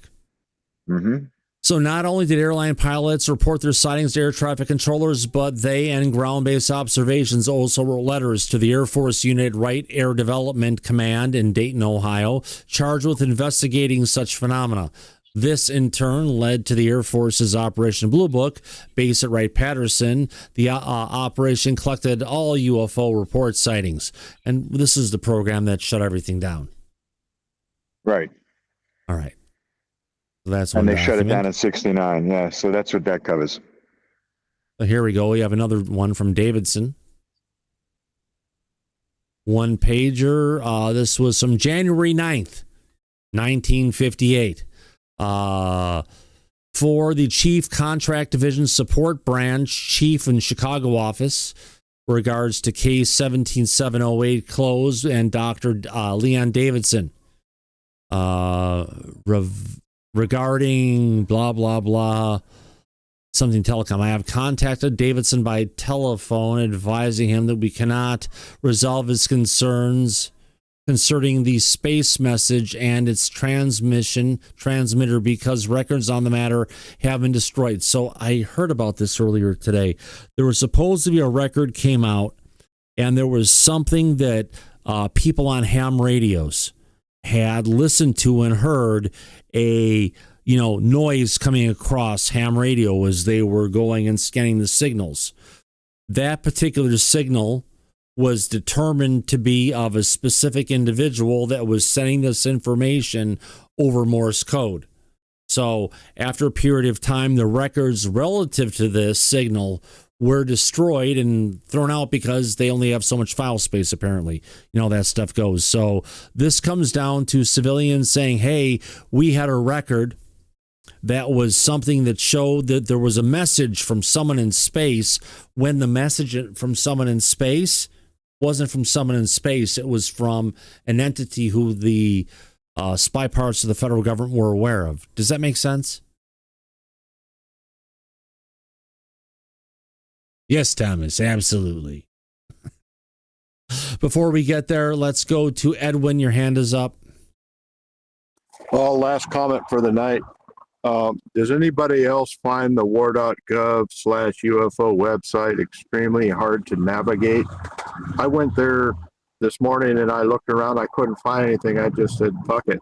And there's other people that are downloading stuff to where it's easier to find. Does anybody else? What do you think, Daryl? Do you think you go on there and it's hard to find anything on their website?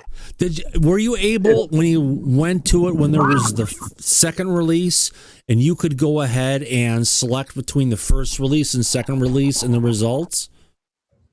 Could you figure that out then? I tried that. I just don't like the way they have it set up on their website. I guess I'm complaining, but it is a little bit nonsensical from the standpoint of it's got left to right navigation, but you don't download anything on those left to right navs. No, you got to scroll down. That's what it is. It's called a single page application, an SPA that they developed. It feels more like an app than it does like a website, right? Yeah, pretty much. But this whole incident you're talking about now, Thomas, that was covered up, wasn't it? The CIA came in and snatched everything. Is that the story you're talking about? On which? The one that you just mentioned? No. Oh, okay. Well, anyway, it looks like Brian's got his hand up. Oh, that's okay. Thank you, Edwin. Brian had the theory the other night in the We'll get to Brian in a second, but I want to bring this up next before we get to Brian. Out of this world, we covered some of these statistics last night coming from CBS New York, had a survey. We love to have surveys here. And what came out of it, 63% of the people out there go ahead and believe extraterrestrial life exists, not necessarily on this planet. 1 in 5 think they've made contact with us, which that really sucks. Yep. That's like 20% of the audience. I like the numbers we saw last night. I know this is from News Nation. It was sent to me by Tim, but that's just a really shitty way to go ahead and show the math. Yeah. Brian, 20%. Yeah, ironically enough, I got the chance 2 days ago to talk to a U2 pilot that was friends with Ben Rich and worked for Lockheed Skunk Works, and yeah, they would fly up to 70,000 feet. He did see orbs up there. I can't attest to the report that was released today, but he did see stuff like that. Very smart elder individual, by the way. But really, and I can show you pictures of what he's got. But what they would also do is a lot of the original U2 pilots were in contact with Taiwanese and Chinese pilots as well. So despite what you may see in the news and everything, there was large contacts across other countries that were in good standing, basically. Yeah. Interesting, Brian. You take a serious look at this, and I appreciate your insight on it. Anyone else want to reflect to that in the back?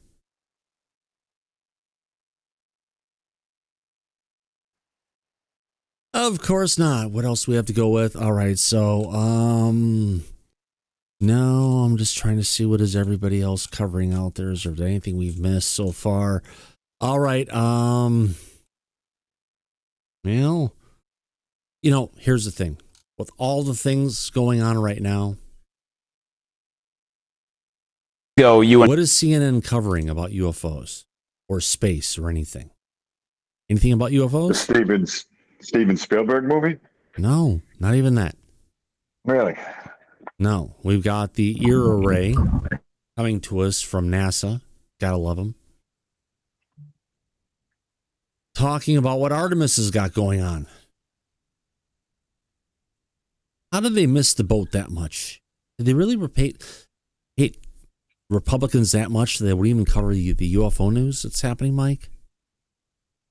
It's partisan politics, Thomas, and it's getting in the way of everything, including disclosure. That sucks. It really does. It does suck. It really does. No, I'm with you. I agree 100%. Yeah. Here we go. Unveiled a vision that included revamped plans for a permanent moon base. And one of the questions with that is, would this be considered a U.S. territory? How does that fit into where the Outer Space Treaty currently holds? Oh, it's a great question. And as you mentioned, the Outer Space Treaty prohibits sovereignty on the moon. This is about establishing an outpost on the moon for scientific operations. We're probably going to put a lot of landers and rovers on the surface, maybe with radio telescopes that go to the far side of the moon. For economic potential, we're going to be interacting with the lunar regolith, maybe 3D printing satellites, maybe mining helium-3. There's tech demonstrations that are going to be on the moon. We're going to interact with the water ice to master the skills for where we go next, which is going to be Mars. And then obviously there is just a lot of inspiration that's going to come out of having humankind's first outpost on another world. But this isn't about sovereignty. It's about scientific, economic, and tech demonstrations that will take place on the lunar surface. You're a stooge anyway. You won't even admit what your frickin' agency has. All right, let's get into this one. All right, so we've got another document here, declassified. This is the DOW-UAP-0084 U.S. Army saucer study, flying saucer study from 1949. Okay. Let's get into it. What do we have here? So this is a February 24th, 1949, flying saucers. Okay. Memorandum for record. Conversations with the Chief of North America BR in office, Deputy Director P&O, and he revealed that the P&O is not receiving any evaluation of the flying saucer type of phenomenon. North American BR feels that P&O and themselves in particular have direct interest in this phenomenon because until it is properly evaluated, a possibility exists that this phenomenon may have foreign implication. Colonel Lingen, intelligence group IDs suggests that this division requests IDs to make a study on this whole subject matter insofar as it pertains to the continental U.S. ID will properly coordinate their efforts with the Air Force in this manner. Action commitment number 1, ID requesting evaluation of the study of phenomenon. So, what we've got going on here. So references made to the following radios, different times and dates. We have February 2nd, 1949 from Colorado, Kirtland Air Force Base, Chief of Staff, USAF. Coming from Wright Patterson Air Force Base in Ohio on February 7th, 49th. And we're looking at February 19th, 1949, Kirtland again, to the Chief of Staff of USAF. Request an evaluation study to be made of the phenomenon referred to above insofar as it occurs within the continental United States, and that a copy of the study is furnished to this division for the Director of the Plans and Operations Sincerely, John S. Guthrie, Colonel, or Guthrie, Gurnal, the Executive Powers P&O. So it's a document where they're requesting a study with in regards to the non-human intelligence, flying saucers at this point in time, going back in 1949. Now, if there was nothing there, would we really have these kind of requests going on, Mike, where there's different divisions? We heard stuff from the Navy before. Now we're hearing stuff from the Army. They want to know what's going on. And the most important part is they want to know in this one what's going on over the continental United States, not just the military bases. Right. So they're taking it pretty seriously at that time. Yeah. Meanwhile, this is declassified documents. So now it means that publicly they're telling everybody they have no idea about these things. Yep. But classified, they seem to, that they do. Yep. Again, this is deposition form referred to above insofar as concerns of the continental United States, and they want a copy of the study. This is the evaluation of the phenomenon. Detailed investigations of all incidents reported to involve unusual flying objects during the period of June 1945 to the date have been conducted by a special project group of headquarters, Air Material Command, Wright-Patterson Air Force Base, Ohio. The continuing efforts to this project are directed toward establishing the identity of each unusual object reported. Single and seemingly related incidents which appear to involve objects that might represent some unusual man-made device or activity are fully explored by the AMC project personnel or other specialists, such of those of the RAND Corporation. We've heard of the RAND Corporation before. They've been in this since the beginning, Mike. Right. Yeah. Some of God, the scaling on this background for what we're looking with is just fucking horrible. I have to go into, give me a second here. I find this stuff very interesting, considering the fact that at the time, the official statement coming from the government was there's nothing to this. There's nothing to study. We're not interested. Move along, folks. In the background, all this was going on. Did me making that change, audience, by me getting rid of the sharpness, did it just make everything a lot less patterned and everything, Daryl? Did that fix it at all? Or is yours picture fine before? See it better. Definitely see it better. I can definitely see it better. Good. But I wanted to point out to Edwin that he said before this last comment that the comment he had before this last one, he was not going to make any more comments. So you're in timeout, Edwin. He's been saying that for the last hour and a half. I just mess with him. I know. I was going to say something too, but thank you, Daryl. I appreciate that. Just messing with you, Edwin. This is my last comment before I take off, and we'll talk in the back. No worries. We're just giving you a hard time, Edwin. No He's worries. always so serious. Stop being so serious. You have to be serious about not being serious. Well, that's a talent to learn. It's just at the time that these instances were happening, just think about what they're telling the public. There's nothing to it. It just, anyway, I'm okay. I'll see you in the back chat. Well, no, don't worry. You can always talk, but just, you're fine. Don't worry about it. Let's do a poll to see if Edwin will have one more comment before the end of the show. All right. Yeah, I know. Too much coffee. No, dude, I'm not saying that at all. It's just you painted yourself into a corner on that one, so I figured I'd help paint it. I got you. I get the humor. It's all good. Daryl, I did start a poll. That was an easy one. Will Edwin have another comment? Let's see where the audience takes us on this one. Hey, Google, set a timer for 1 minute and 30 seconds, please. Got it. 1 minute. Starting. Did you get a timer on your side, Daryl? I didn't. It didn't even, nothing lit up. Wow, that's amazing. With 1 minute and 21 left, let's go ahead and see where this goes. Yes, there we go. 28 votes in. Edwin will have another comment. 32 votes in. Our audience gets it. Got to have a fun time here. We're serious about not being serious, and we can poke a little bit, have some fun. Why not? the other night, Edwin, there was one night where he kept saying national security, just for the hell of it. And I can see I'm not going to be able to pull him out of his shell because he's still got the mic muted. Super chat from somebody that I missed? Oh, God, Mr. Grimlock. DT on Friday night makes it a priority. That's right. Friday night disclosure. Let's form a coalition to put pressure on Corbell. He's already doing it himself. Your commentary is refreshing. Thank you. Got one. No, twice. Liz W. gave us that twice. Liz, was that a mistake? Just double check your records because that may have been me, actually.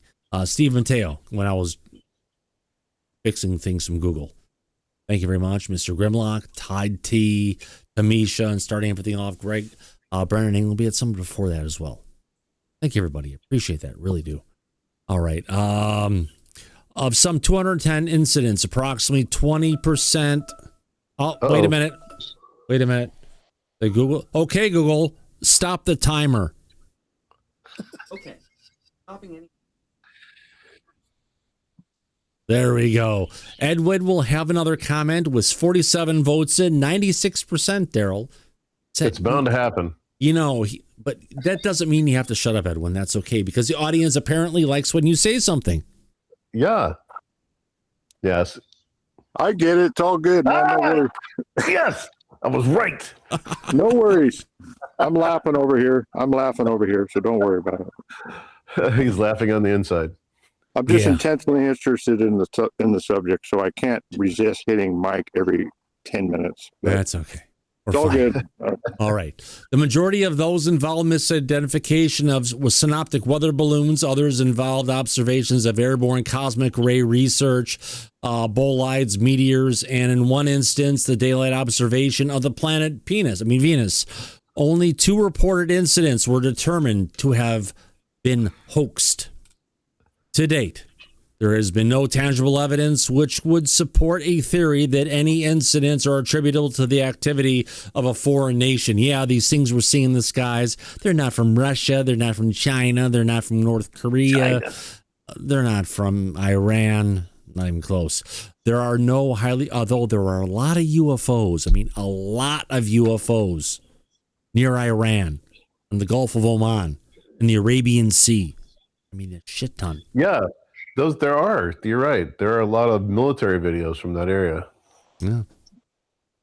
So there are no highly secret experimental projects of the U.S. government that could be responsible. The possibility of foreign devices would represent achievements which defy many well-defined limits in aeronautical science. Now, the Air Material Command of the USAF is continuing investigations of research and unexplained incident. In addition, they are utilizing the consulting services of a number of agencies and specialties. Results are reviewed on a continuing basis and are used in formulating probable explanations for sightings that lack positive identification, meaning we're covering up the mess that's out there. We're making people think whatever they're seeing is not real. The ID feels if complete data were available, the remaining 80% of the reported sightings could be eliminated as due to natural meteorological phenomena or domestic weather balloons and the like. The large number of actual reports of identified objects is thought to be primarily due to the public, given, quote, flying saucers, unquote, in the public print and in some official circles. So they're just trying to plan on how in the hell are we going to shut this up with the people? How are we going to call it out as it's not real? It's not. Just call it out, I guess. Yeah. One of these things, have you seen like the stamp they used to use on this thing with it had the date in a circle. The days of the month were in a circle. That was kind of interesting. That's probably the most interesting thing I found. Not in these. Yeah, there was. Oh, maybe it wasn't in there. I thought I just saw it, but in the last one, it was in there. This one you can see they go ahead. That rotates. Look, we have February 25th. Yeah, but they had one that's in a circle. The stamp was in a circle. I mean, the numbers of the month, the dates. You mean this one? There you go. Right there. Kind of wild how they do that. Yeah. And the arrow points towards the proper date. So that's May 22nd, 1949. But the arrow isn't pointing towards the 22nd. No, what's pointing to 15? What? I don't understand. I guess I'll never figure out. No, UFOs, they didn't I can't set up. understand the Good stupid point. symbol. They didn't set up the stamp properly. 20 March. Yeah. I mean, assuming that's how it works, is there anybody who's 100 years old in the chat that can help us with this? Anybody? Anybody? Nobody? But yeah, it's the days of the month. That old. Is it in the days of the month? Wait, it only goes to 24. Is that right? It only goes to 24. What the fuck is it? Oh, it's an hour. 24 hours, maybe? That's at 3 o'clock? Andy? Yeah, 3 p.m. As you guys would say, military time, but yeah, it's free. Looks like to me like 3 p.m. Oh, so that's the 22nd of whatever is March. Oh, it's even pointing to the 15. So it's 3:15 on May 22nd, 1949. Yeah. That's pretty wild. I've never seen that. It's just like I've never seen a female gorilla that's given birth and she's eating her placenta for a snack afterwards. What? Please don't tell me there's a video. I'm not going to show that. it. Trust me. I'm just going to say, as my mic's still open, of something about, where they keep saying it's the Chinese. Oh, it's the Chinese. It can't be the Chinese. I've just checked Temu for a Tic Tac UFO, and they don't stock them. We all know Temu sells everything. You might see a few Temu packages in your job, huh, Andy? Other documents do I have to go through here? Right, so, U.S. Navy reports of flying discs. This one's from 1948. Anything older than 40? I'd like to see 44 again, please. No. All right. I just think that's interesting how they dated that. And the reason why I say that is because, like all the stuff we deal with, Thomas, like if you're sending documents back and forth and emails, and you want to know what time of the day did you send me that email, blah, blah, blah. There it is, the date and the email. And even on these documents, they went to that extent without, that kind of ease of use.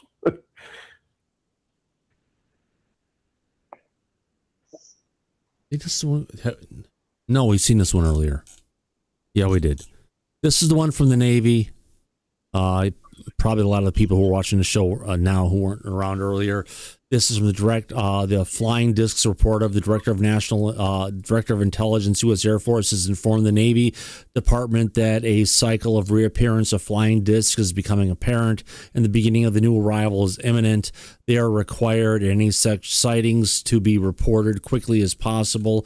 This is when the Air Force started reporting, and at that point they wanted everybody in all the different agencies and locales in the military to start reporting on this stuff. So if that's for real, right? I mean, the document is for real.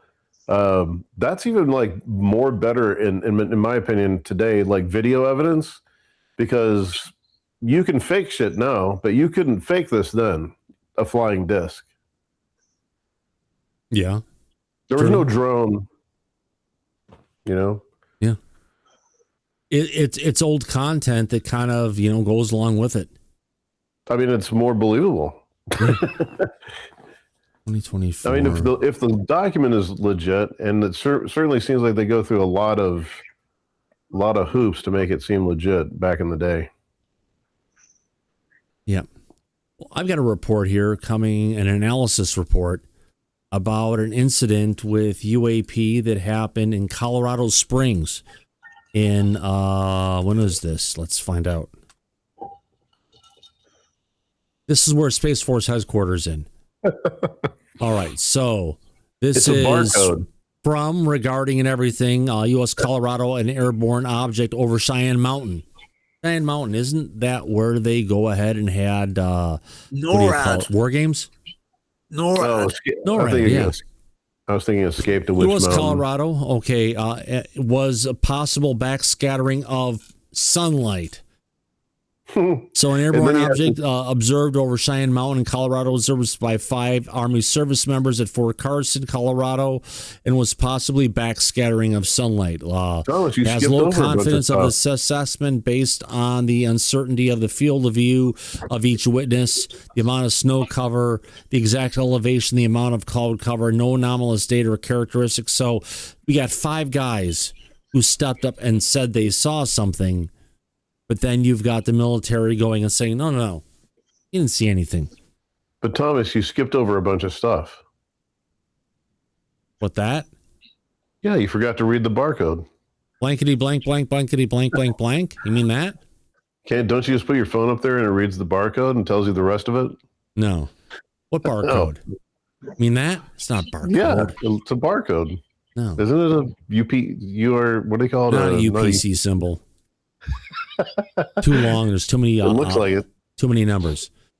All right. According to accounts, 5 service members on February 15, 2022, an airborne object was observed probably 6 miles to the west, over and slightly behind the Cheyenne Mountain silhouette, and approximately 30 to 180 seconds. The witnesses described the object as roughly the size of a large jet and resembling an angular, non-symmetrical potato made of uneven panels, which was completely stationary at about 300 to 500 feet above Cheyenne Mountain while slowly changing shape.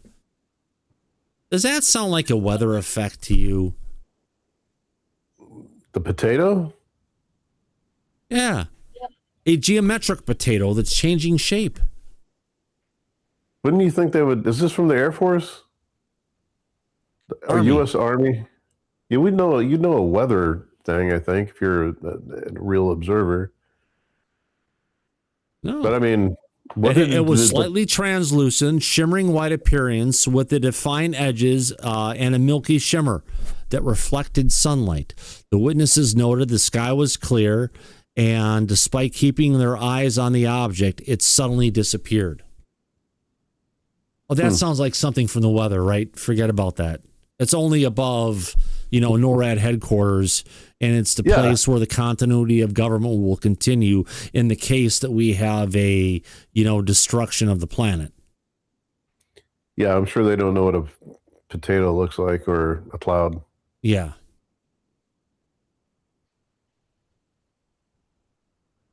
Analysis possibly indicates that the positioning of the sun in relation to Cheyenne Mountain would allow for backscattering of sunlight reflecting off of snow-covered ground.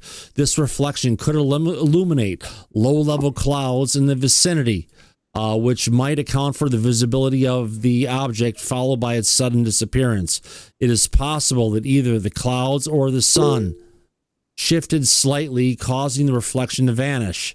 Blank has low confidence in this assessment based on the uncertainty in the field of view of the witness and exact level of cloud cover. Andy, what's up? You're muted, sir. Andy, you're muted. There you go. Sorry, I was gonna say, well, if it's cloud, how can there be sunlight? Yeah, but then I thought, oh, hang on, it's like 4 o'clock in the morning. And you're too tired of me thinking about things like that. Yeah. Colorado Springs is an Air Force location. I don't know back then. Was this? Oh, this is the 22nd of, 2022. It's not that long ago. That's when Lou was working at Space Force. Isn't that where Space Force is based? Yes, they were in Cheyenne Mountain. Yes. I mean, how these people are all like trained to look up and know this kind of stuff, you'd think. There are people who are trained to take the truth and twist it to make reality not real. I mean, who was the person who observed it? I guess that's my question. Who did they say who that was? Was it? No. I've got a bunch of analyst reports on this. Let's see if there's anything else I have from the document. Colorado Springs. Or maybe I went for the analyst. Because that is a good that's a good explanation, honestly. I mean, I could see that. The snow coming down and the sun hitting it, right? And then all of a sudden something happens and makes it look like it disappears. I could get that. That's a believable explanation. But the people on the ground that are reporting this, you would think, are more than just the janitor who doesn't know shit from Shinola. So on March, blankety blank blank was interviewed by Microsoft Teams by a special agent blank from the FBI and supervisory special agent blank. Also present in the interview was blankety blank blank. After being advised of the identity of the interviewing agents and the nature of the interview, blank provided the following information. Well, fuck off, everybody. We're not going to tell you that. The UAP sight occurred during a weekday in early February 2022 at approximately 1 or 2 p.m. in the afternoon. Blankety blank blank blank blank blank blank blank were fucking around on Fort Carson. He and 4 other persons from his unit were included in his blank drove a short distance to the blank. That day it was pleasant with clear blue skies. After they parked, what are they doing when they're parking? They were walking west towards the entrance of the building. It was natural to look west because of the beautiful view of the Cheyenne Mountains. Blank at this time, blank, and the other 4 soldiers with him noticed a very strange object that appeared to be hovering just over Cheyenne Mountain in a low point or saddle in the mountain. Blank described the object as being matte white or off-white in color, appearing non-metallic. The object was oval-shaped in a horizontal position within a curved indentation in the bottom, like a potato or maybe a pickle, or could it be a giant cucumber? No. Blank described the object as being bean-shaped. Well, that's not what I expected. And the object was completely motionless. No sound could be heard coming from it. All 5 men saw the object and were pointing it out. All 5 men. To each other. What were they doing to each other? That sounds like a circle jerk if you ask me. Blank blank did not believe the object was drifting in the winds because they observed the object for approximately 3 to 5 minutes. And it did not change its position relative to the saddle of the mountain during that time. The object was covered in interesting lines and ridges, which formed an abstract polygon pattern which covered the entire object. Blank stated the object was about the size of 10% of the Saddle Mountains, or about the size of a pool cue at arm's length. In other words, Daryl, that thing was fucking huge. Yeah, you know what? I bet Alan Levine can make a great drawing of all that. Oh God, yeah.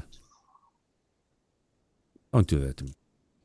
I just planted the seeds. Of course he can. Yes, he will. Now, drifting, 5 minutes. Okay, none of the 5 men had a phone on them. Blankety blank blank blankety blank blank blank. They all simultaneously looked away momentarily to decide to have one of them go back to the vehicle to get a phone to take a video. When they looked back, the object had vanished. They searched the western skyline, but were not able to find the object again. Blank, they were all confused what to do next. Blankety blank blank blank. They all got together afterwards to discuss what they had seen. They wondered if they had seen a UAP and went through the alternatives of what it could have been. It could have been a blimp, maybe a weather balloon. Each of them independently drew what they remembered the object would look like, and they then compared their drawings afterwards. All the drawings were consistent in showing a horizontal white bean-shaped objects with abstract lines crossing it. Blank believed that blank blank were made in an official report to the Army about their observation. Bill stated he was contacted by RO in 2024 about their observation. He stated he provided his response to RO, but was never he provided a response, but was never interviewed by RO or anyone else. Does that sound like a weather phenomena to you? You got 5 guys all standing there, focusing on the light out there, and they're seeing this shit, and all of them drew pictures that were in concert with it, and they're going to call this a reflection of a weather event. Right. No, it doesn't sound like that at all. And Andy, I think he's got a comment on this. Yeah, I've just looked up the weather for Colorado Springs. That's where Cheyenne Mountain is, isn't it? On that date, and it said it was overcast on that day. It was 15.6 degrees Fahrenheit above the national average on that day, though. But yeah, so it was overcast. So hard for sun to be shining off of it. So you can use the internet. It does have its benefits for looking up and cross-referencing. Andy, how dare you? I always get these people who pop up with questions and ask me to research these things. How dare you go ahead and research the information and bring it forward? I know, it's terrible. It took me like 2 minutes, not even that, to type in the thing on, He must be a witch. Burn him. Gandalf, me, UFO Gandalf. Forget your UFO, Who Jesus. could weigh more? Could it be Andy or a duck? How do you know Andy's a witch? Because he floats? Yes, he floats. He must be a witch. He does research. It's magic. So we heard the intelligence assessment saying it's weather effects. Bullshit. But the result of what the people actually saw, he's a duck. Yes, he floats. Witches are made out of wood, and therefore they float. Was that what it was? I think that's some of the logic there, yes. Yeah. All right. There we go. I didn't even know we had a Stephen Robbins in the back. Oh, no, Barker. Welcome, Stephen. Else. Oh, yeah, we had this great video. No, we played that video earlier. You can play this thing 100 times. If you want to see this stuff, come to my front lawn. If you're there hanging out, pick the weeds. Have you got a psionics or something to look at those? One of these, yeah. Yeah, so have you done it? Oh. I just go out there every so often. They're there, and it's like, hey, guys. You really have never done that? The guy who I've says, seen him like "Take your 5, phone 6 with you." times. It's like, for me, it's like it's not as much as like the squirrels and the birds, but they're out there. And usually I know when they're going to be out there and I'll go outside. Just haven't done that in a while. What I'm saying is you don't zoom in to like see up close what's going on. It's there? an orange orb. Like this shit. I have an old crappy iPhone 12 Pro Max. I need to get a better one that's better at nighttime. And that's 12 Pro Max. That's about better, as best as what we can do. And I've gotten the ones that are orange like that. And I've gotten the ones that look like they're white, but when you zoom in, they're actually green.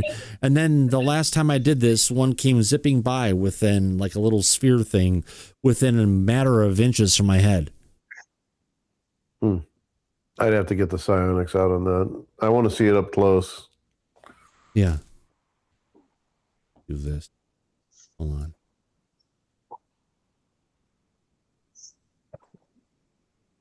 And fix the lighting for you, Daryl.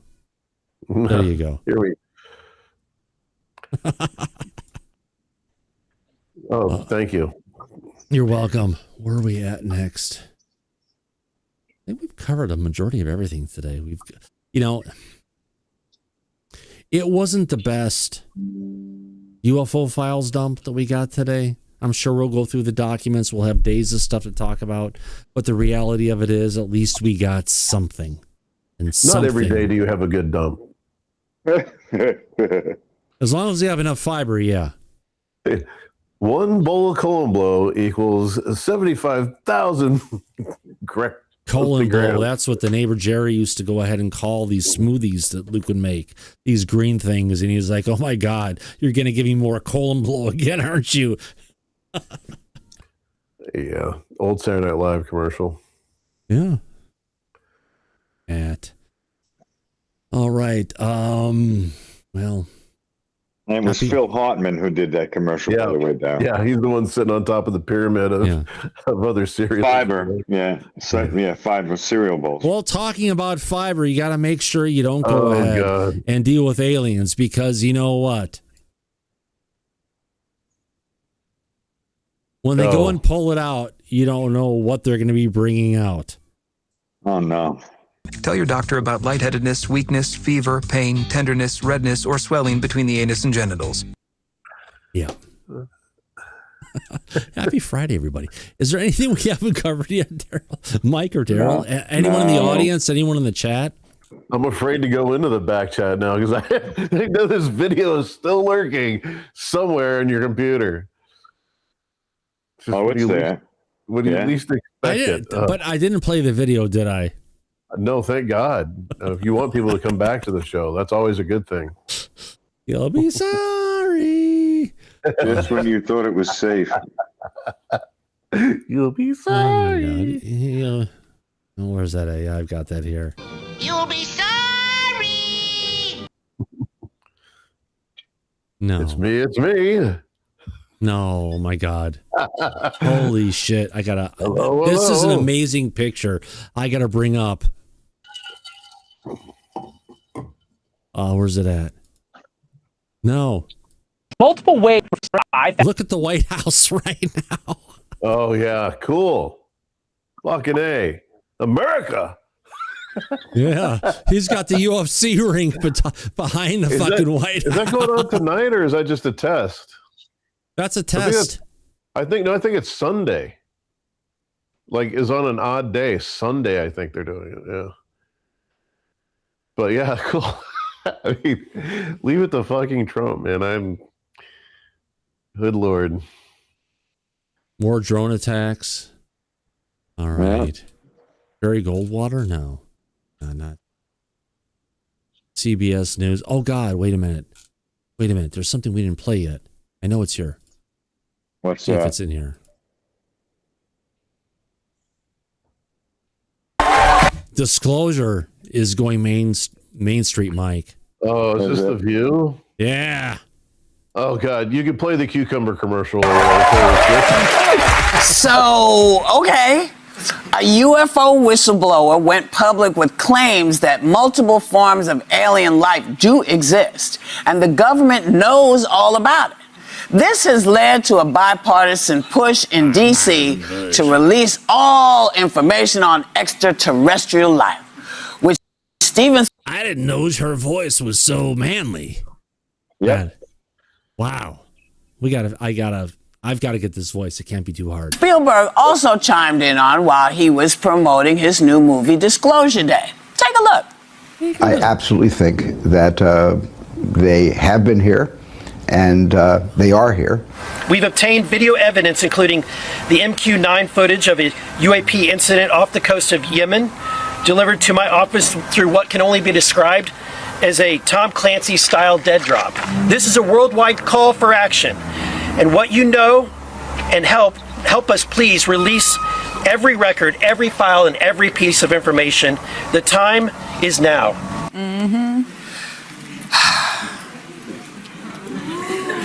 Okay, so the odds that there's life out there, it'd just be a little ignorant to think there isn't. I mean, there's estimated 2 trillion galaxies out there. So aliens, I get it.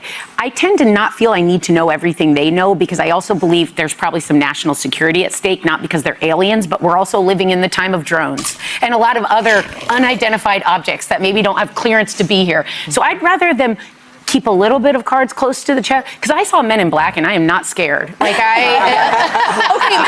we're all just pretending that in 2020 the Pentagon didn't come right out and say that UAPs are real. And I think as a society, we were like, we're in the middle of COVID. We're not collectively in a place to process this. So we've all just been living in denial. That's why they told us that. That's also why they did it then. Yeah, but we're actually in denial about this. A documentary I highly recommend, The Age of Disclosure, directed by Dan Farah, no relation, but he's fabulous. He talks to the senior-most government officials. Marco Rubio's featured at length in it, and he talks about things that cannot scientifically be explained based on what we know. So it goes beyond, because my perception was always, this is, Chinese technology that we can't replicate, and it must be that. Right. No, it goes much further. Things that, chemistry cannot explain. I fundamentally believe in UAPs. Well, I would like to say, for the record, that I have always believed in UFOs. Yes. I have always said that the hubris, I think, of human beings to believe that we are the most intelligent form of life in the universe is ridiculous. There's just no way. I mean, neuroscientists have said that most people use 100% of their brain, but there's 60% of dark matter that I think is called brown, neutral dark matter, that hasn't been tapped. And so there is just... It seems so clear to me that, of course, that there's alien life, and possibly and probably alien life that's more intelligent than humans. I have a question, Whoopi. Yes. So you've been on Star Trek. Yep. First of all, I believe, the Bible talks about Ezekiel 1 and 4, wheel in the middle of the wheel. I just feel like, first of all, if there are aliens, why they have to be unattractive? Why they got their big bubble eyes and the round head? And what's with the probing in the booty? What's that about? Why can't aliens come down here and be sexy and then take us out to dinner? There's a theory. There's a theory that aliens look that way because Brian Pemble, your hand is up. Is the show I think still you just going? wanted to interrupt the view. Okay, I'll interrupt. Brian's not talking. He must be buying cigarettes again. Oh, no. Of our sorry. I didn't hear you, Thomas, but yeah, the fact that this is on The View now, and if my mother-in-law sees this, I've always said we have disclosure. I can't believe what I'm watching. I'm just flabbergasted. Dr. Phil's take on this was 1,000 times better, but yes, 100%. I think Dr. Phil, some people may disagree with him. He's a pretty rational voice in things. But audience, this is the show amazing fucking that up right now, or are you seeing the show fine? Tell me, the audience, please. I was seeing the show fine and hearing it fine. Seeing it fine, and I agree with Brian 100%. This, because it's on The View, this is now reaching an audience that it did not touch before, and this is another level. We've hit another level. Fuck. We should have had one more poll about Edwin asking one more question. Okay, everyone's past the buffering event. We had the buffering event that went on for a little bit with OBS. We're past it. We're about 3 or 4 seconds out. Some people saw it, some people didn't. Yeah. Sorry about that, Brian. Well, no, Brian's you're not going to believe this, but Edwin has a question. Edwin, what's up? I agree with the last two speakers. This is incredible what's going on right now. I remember back in 2016, between 2010 and 2016, there would be absolutely nobody talking about UFOs. Actually, going back to the 40s, this is significant. I mean, I still haven't heard Geraldo Rivera. However, he ain't going to come out. Yeah. The fact that this is being discussed on The View, that's good news. The fact that, this is working. So, it's going slowly, but I agree with the last two people. I'm just gobstounded by all the grandmothers and all the mothers are out there now, like having these conversations in their sewing circles and school. It's a big deal now that this is out there, and there's a lot of questions that are going to be had. And the deeper you dive into it, the more that you see that it interacts with humanity and consciousness, like we've all been talking about here in our community. But our community didn't touch this View community, and for it to touch this View community today is a significant moment. And then that's you go to see a movie. I went and tagged it. Yeah, because the more people know about it, the more people are talking about it. Us citizens, we're supposed to be in charge, not the politicians. So the more people that know about it, the more pressure we can instigate on the people that are keeping the secret. It's us that we control our own future. So that's my point. Remember, those involved with politics are nothing but a big group of people, a group of individuals that come together that are blood-sucking insects. Except Tim Burchett. I love Tim Burchett. I'd vote for him for president in a heartbeat. Right, let's play the last 27 seconds of this. Here we go. Current technology, because they are evolved human beings that have time traveled back, and that in the future that is what we know. Like butt probe. That is the theory. Actually, okay, tell me. Did she say butt probe? Yes. That is what we know. Like butt probe. That is.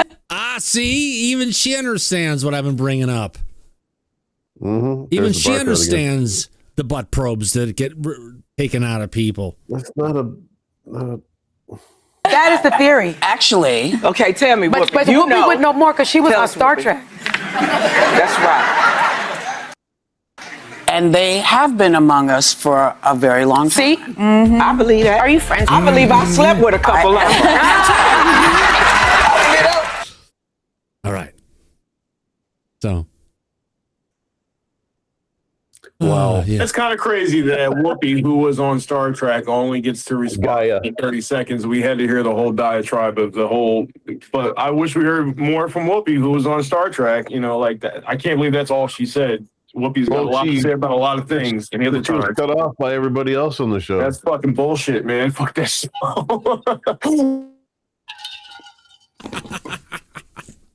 Oh, they're still going after Mike. Sorry, Mike. I don't understand why all these old women on The View seem like they're talking about wanting to fuck aliens. Hey, Mike, they made a picture of you on X again. Should I bring it up? Oh, God. You know, if you lay off the soda, you'll lose a lot of weight. Yeah. Well. What the fuck is that? Oh, my God. Yeah. That can't be real. No, my God, no. Horny old women. Mr. Creosote, would you like an after dinner mint? It's only wafer thin. Oh God, you know who this is. Lovely. That one guy, Mike. What's his name again? Dr. Oh yeah, Segala, Jim Segala. Yeah, Jim Segala. What about or something like we know that. Jim. So we ran this experiment for probably 3 years. We had some really, really good people that were involved in this thing. Very, very good, strong experiencers. People that really would go into a deep catatonic state or be able to do all sorts of things. Then I think we actually had a conversation the other day about summoning. I know I on 23 seconds. 23 seconds. Let's get to this. Let's bring this back around. Bring it up. Really? Gonna fucking not play. God damn it. I did an interview with Ross Cohart, and he asked me about summoning, and I said, and actually I was a little taken back by that. We never actually thought about that, and I said to him, why not? I mean, why not? Why can't people that have this connection be a two-way street? It could be something that people actually can induce and actually reach out and communicate and actually have a, you being an engineer, you know what a source and a sink is. I mean, why do people always have to be a sink? Why do we always have to receive? Why can't we send out? So anyway, we were trying to quantify and understand what is going on with this, that people are able to have these experiences, have these feelings, receive information, and at the same time have visual or medical effects on their bodies that can be recorded. And have the physicians be so worried that they would contact somebody like Hal Puthoff, which is basically a fringe scientist, to say, I have no idea what's going on with this person. Can you guys figure this out? It's funny you brought up the summoning just now. Interesting thing coming from our friend over at Lucia's Labs. It's been a while since we've seen stuff from him, Mike. Interesting show, my friend, tonight. Hold on a second. Are you telling me that Jim was on Alexei Novitsky's show? Yeah, of course. I didn't know that. Wow. Yeah, I just saw that clip pop up on X. What was the date of this? Today, I think. I don't know. Oh, really? I guess he's still trying to sell the MUPOS device. Yeah. But, Shelley Montgomery has one of those. It'd be interesting to hear what it's picked up. Yeah, that would be good to know. Very interesting. I guess Alexei is getting active now. It's good to see that. Oh, God, yeah. Always. Does he have actual people tune in? I mean, I didn't know that. I don't know. Thomas might know better. Go ahead and talk about it. Right back. The one guy that can answer the question. The one guy that we can get an answer from. No, I used to watch. Walks out. I started following that guy a little bit, but I don't think he had his own YouTube channel. Did he? He was just doing interviews. Yeah, no, he used to be in the back with us here on the show. What? The guy that does like the. Yeah. Alexei's a friend of Thomas and mine. He used to be in the back here with us. What was he doing though? What was his major thing? He invented the skate case. It's a briefcase that can turn into a skateboard. Right, but his thoughts on the phenomena were he's doing research for a long time on dimensions, higher dimensions. Okay. Yeah, and Mike, if I could jump in, if that's all right. Go. Alexei, yeah, he was on here years ago. I can verify that. And he's, at least at that time, this is about 2 years ago now, Mike, if I'm not mistaken. Right. He's trying to make anti-gravitic orbs, specifically out of copper, and using other metals. He's a very smart individual. Oh, he is. Yeah, extremely smart. So I wouldn't, I think he's got a lot of things to offer. Whether or not he's going to be successful, I really hope he does. But he's a good friend of the show, like Mike said, and he's a very smart guy. Who was the guy that had his own YouTube thing? He was not a designer. He was a home builder or something. Not a home builder. The fuck was he? He built his own like shack or something, and he was Alexei was on there quite a few times. Just big guy, glasses, and at first he was like interested in the topic or the subject of UFOs, and then it seemed like he turned, like he did a Green Street, and went the opposite direction. But which sometimes happens. You don't know the guy. You know the guy I'm talking about. I mean, I think he was like a draftsman or something like that, because he had like drawn his own. Oh, that's what he was. He was an engineer of some sort. He drew an architect. He was an architect. Okay. You know an architect, huh? Yeah, and he lived out in the woods. That's a ticket. Lived out in the middle of nowhere and had Alexei on and some other people. Anyway, good. I'm glad to know I'm the only one that watched it. Yeah, you are. But Dr. Jim Segala, he was the chief scientist at Skinwalker Ranch on the first season of the show, and works with Dr. Gary Nolan, Dr. Hal Putoff, and is involved in research in tracking UFOs with a device that he created, and Alexei is helping him with the manufacture of it. It's called a MUPAS, M-U-P-A-S. Yeah. And Jim is a friend of Thomas's and mine as well. Yeah. Talk about friends, Mike. We got a bunch of super chats in tonight. Latest one came in from Brian Pemble. I want to go ahead and thank Brian for that wonderful super chat. Another one from Baba 20. You've been around for a while. Where did that go?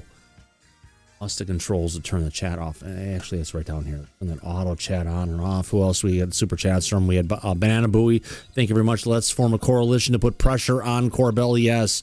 Liz W. once, twice, $20. Thank you very much. Steve Mateo. Thank you for the super chat. Mr. Grimlock, Todd T, E-Dub, Tamisha Bertrand, and Brennan England. Thank you, everybody, for the wonderful super chats tonight. And there was someone else who did this before everything started. Before the computer, I shut it down and I turned it back on again. And who was that person? I want to go to over here to fan funding. And there's one more person who gave us a super chat. Baba 200. Moses Kelly was the first person to get us a super chat tonight for £5. Appreciate everybody. We're a fan funding program, and if you've been hanging out all this time, you haven't subscribed, what the hell are you waiting for? Would love to have you here as a regular disclosure tonight. You haven't given us a thumbs up? Come on. We still have 346 people watching the show with only 298 likes. What have we done wrong? We're trying, my friends. Mike, thank you for coming out tonight. Oh, my pleasure. I wouldn't have missed it for anything. It was a great show tonight, Thomas. Corporal Abe, thanks for hanging out it as well. Now, always a pleasure. Just happy to be here for disclosure with you guys. Absolutely. We had Daryl as well. Sorry I couldn't be here when the show started. Oh, don't worry about it. We all have a life in something called the JOB. Yeah, well, I was actually at the dog park. Yeah. And Edwin, thank you for living up to the expectations of the audience. What's that? Living up to the expectation of what? Edwin, thank you for living up to the expectations of the audience. I'd like to ask Daryl how his national security is doing. Mine's empty right now. Are you doing national security? Yeah. Well, yeah, so he's doing a good impression of it. Well, as we would usually say at the end of every episode of Disclosure tonight, eyes open. Where's it at? No fear. Be safe, everybody. But a bullshit artist. Not sure why I'm getting that twice. I shouldn't be getting that. Stop that. And as we usually say at the end of every episode of Disclosure Time, literally, eyes open, no fear, be safe for everybody, but... Go back to Party City where you belong. Go back to Party City where you belong. Absolutely. We'll catch you on the flip side. See you later, everybody. I'll come back now here. Take care, everybody. Bye-bye.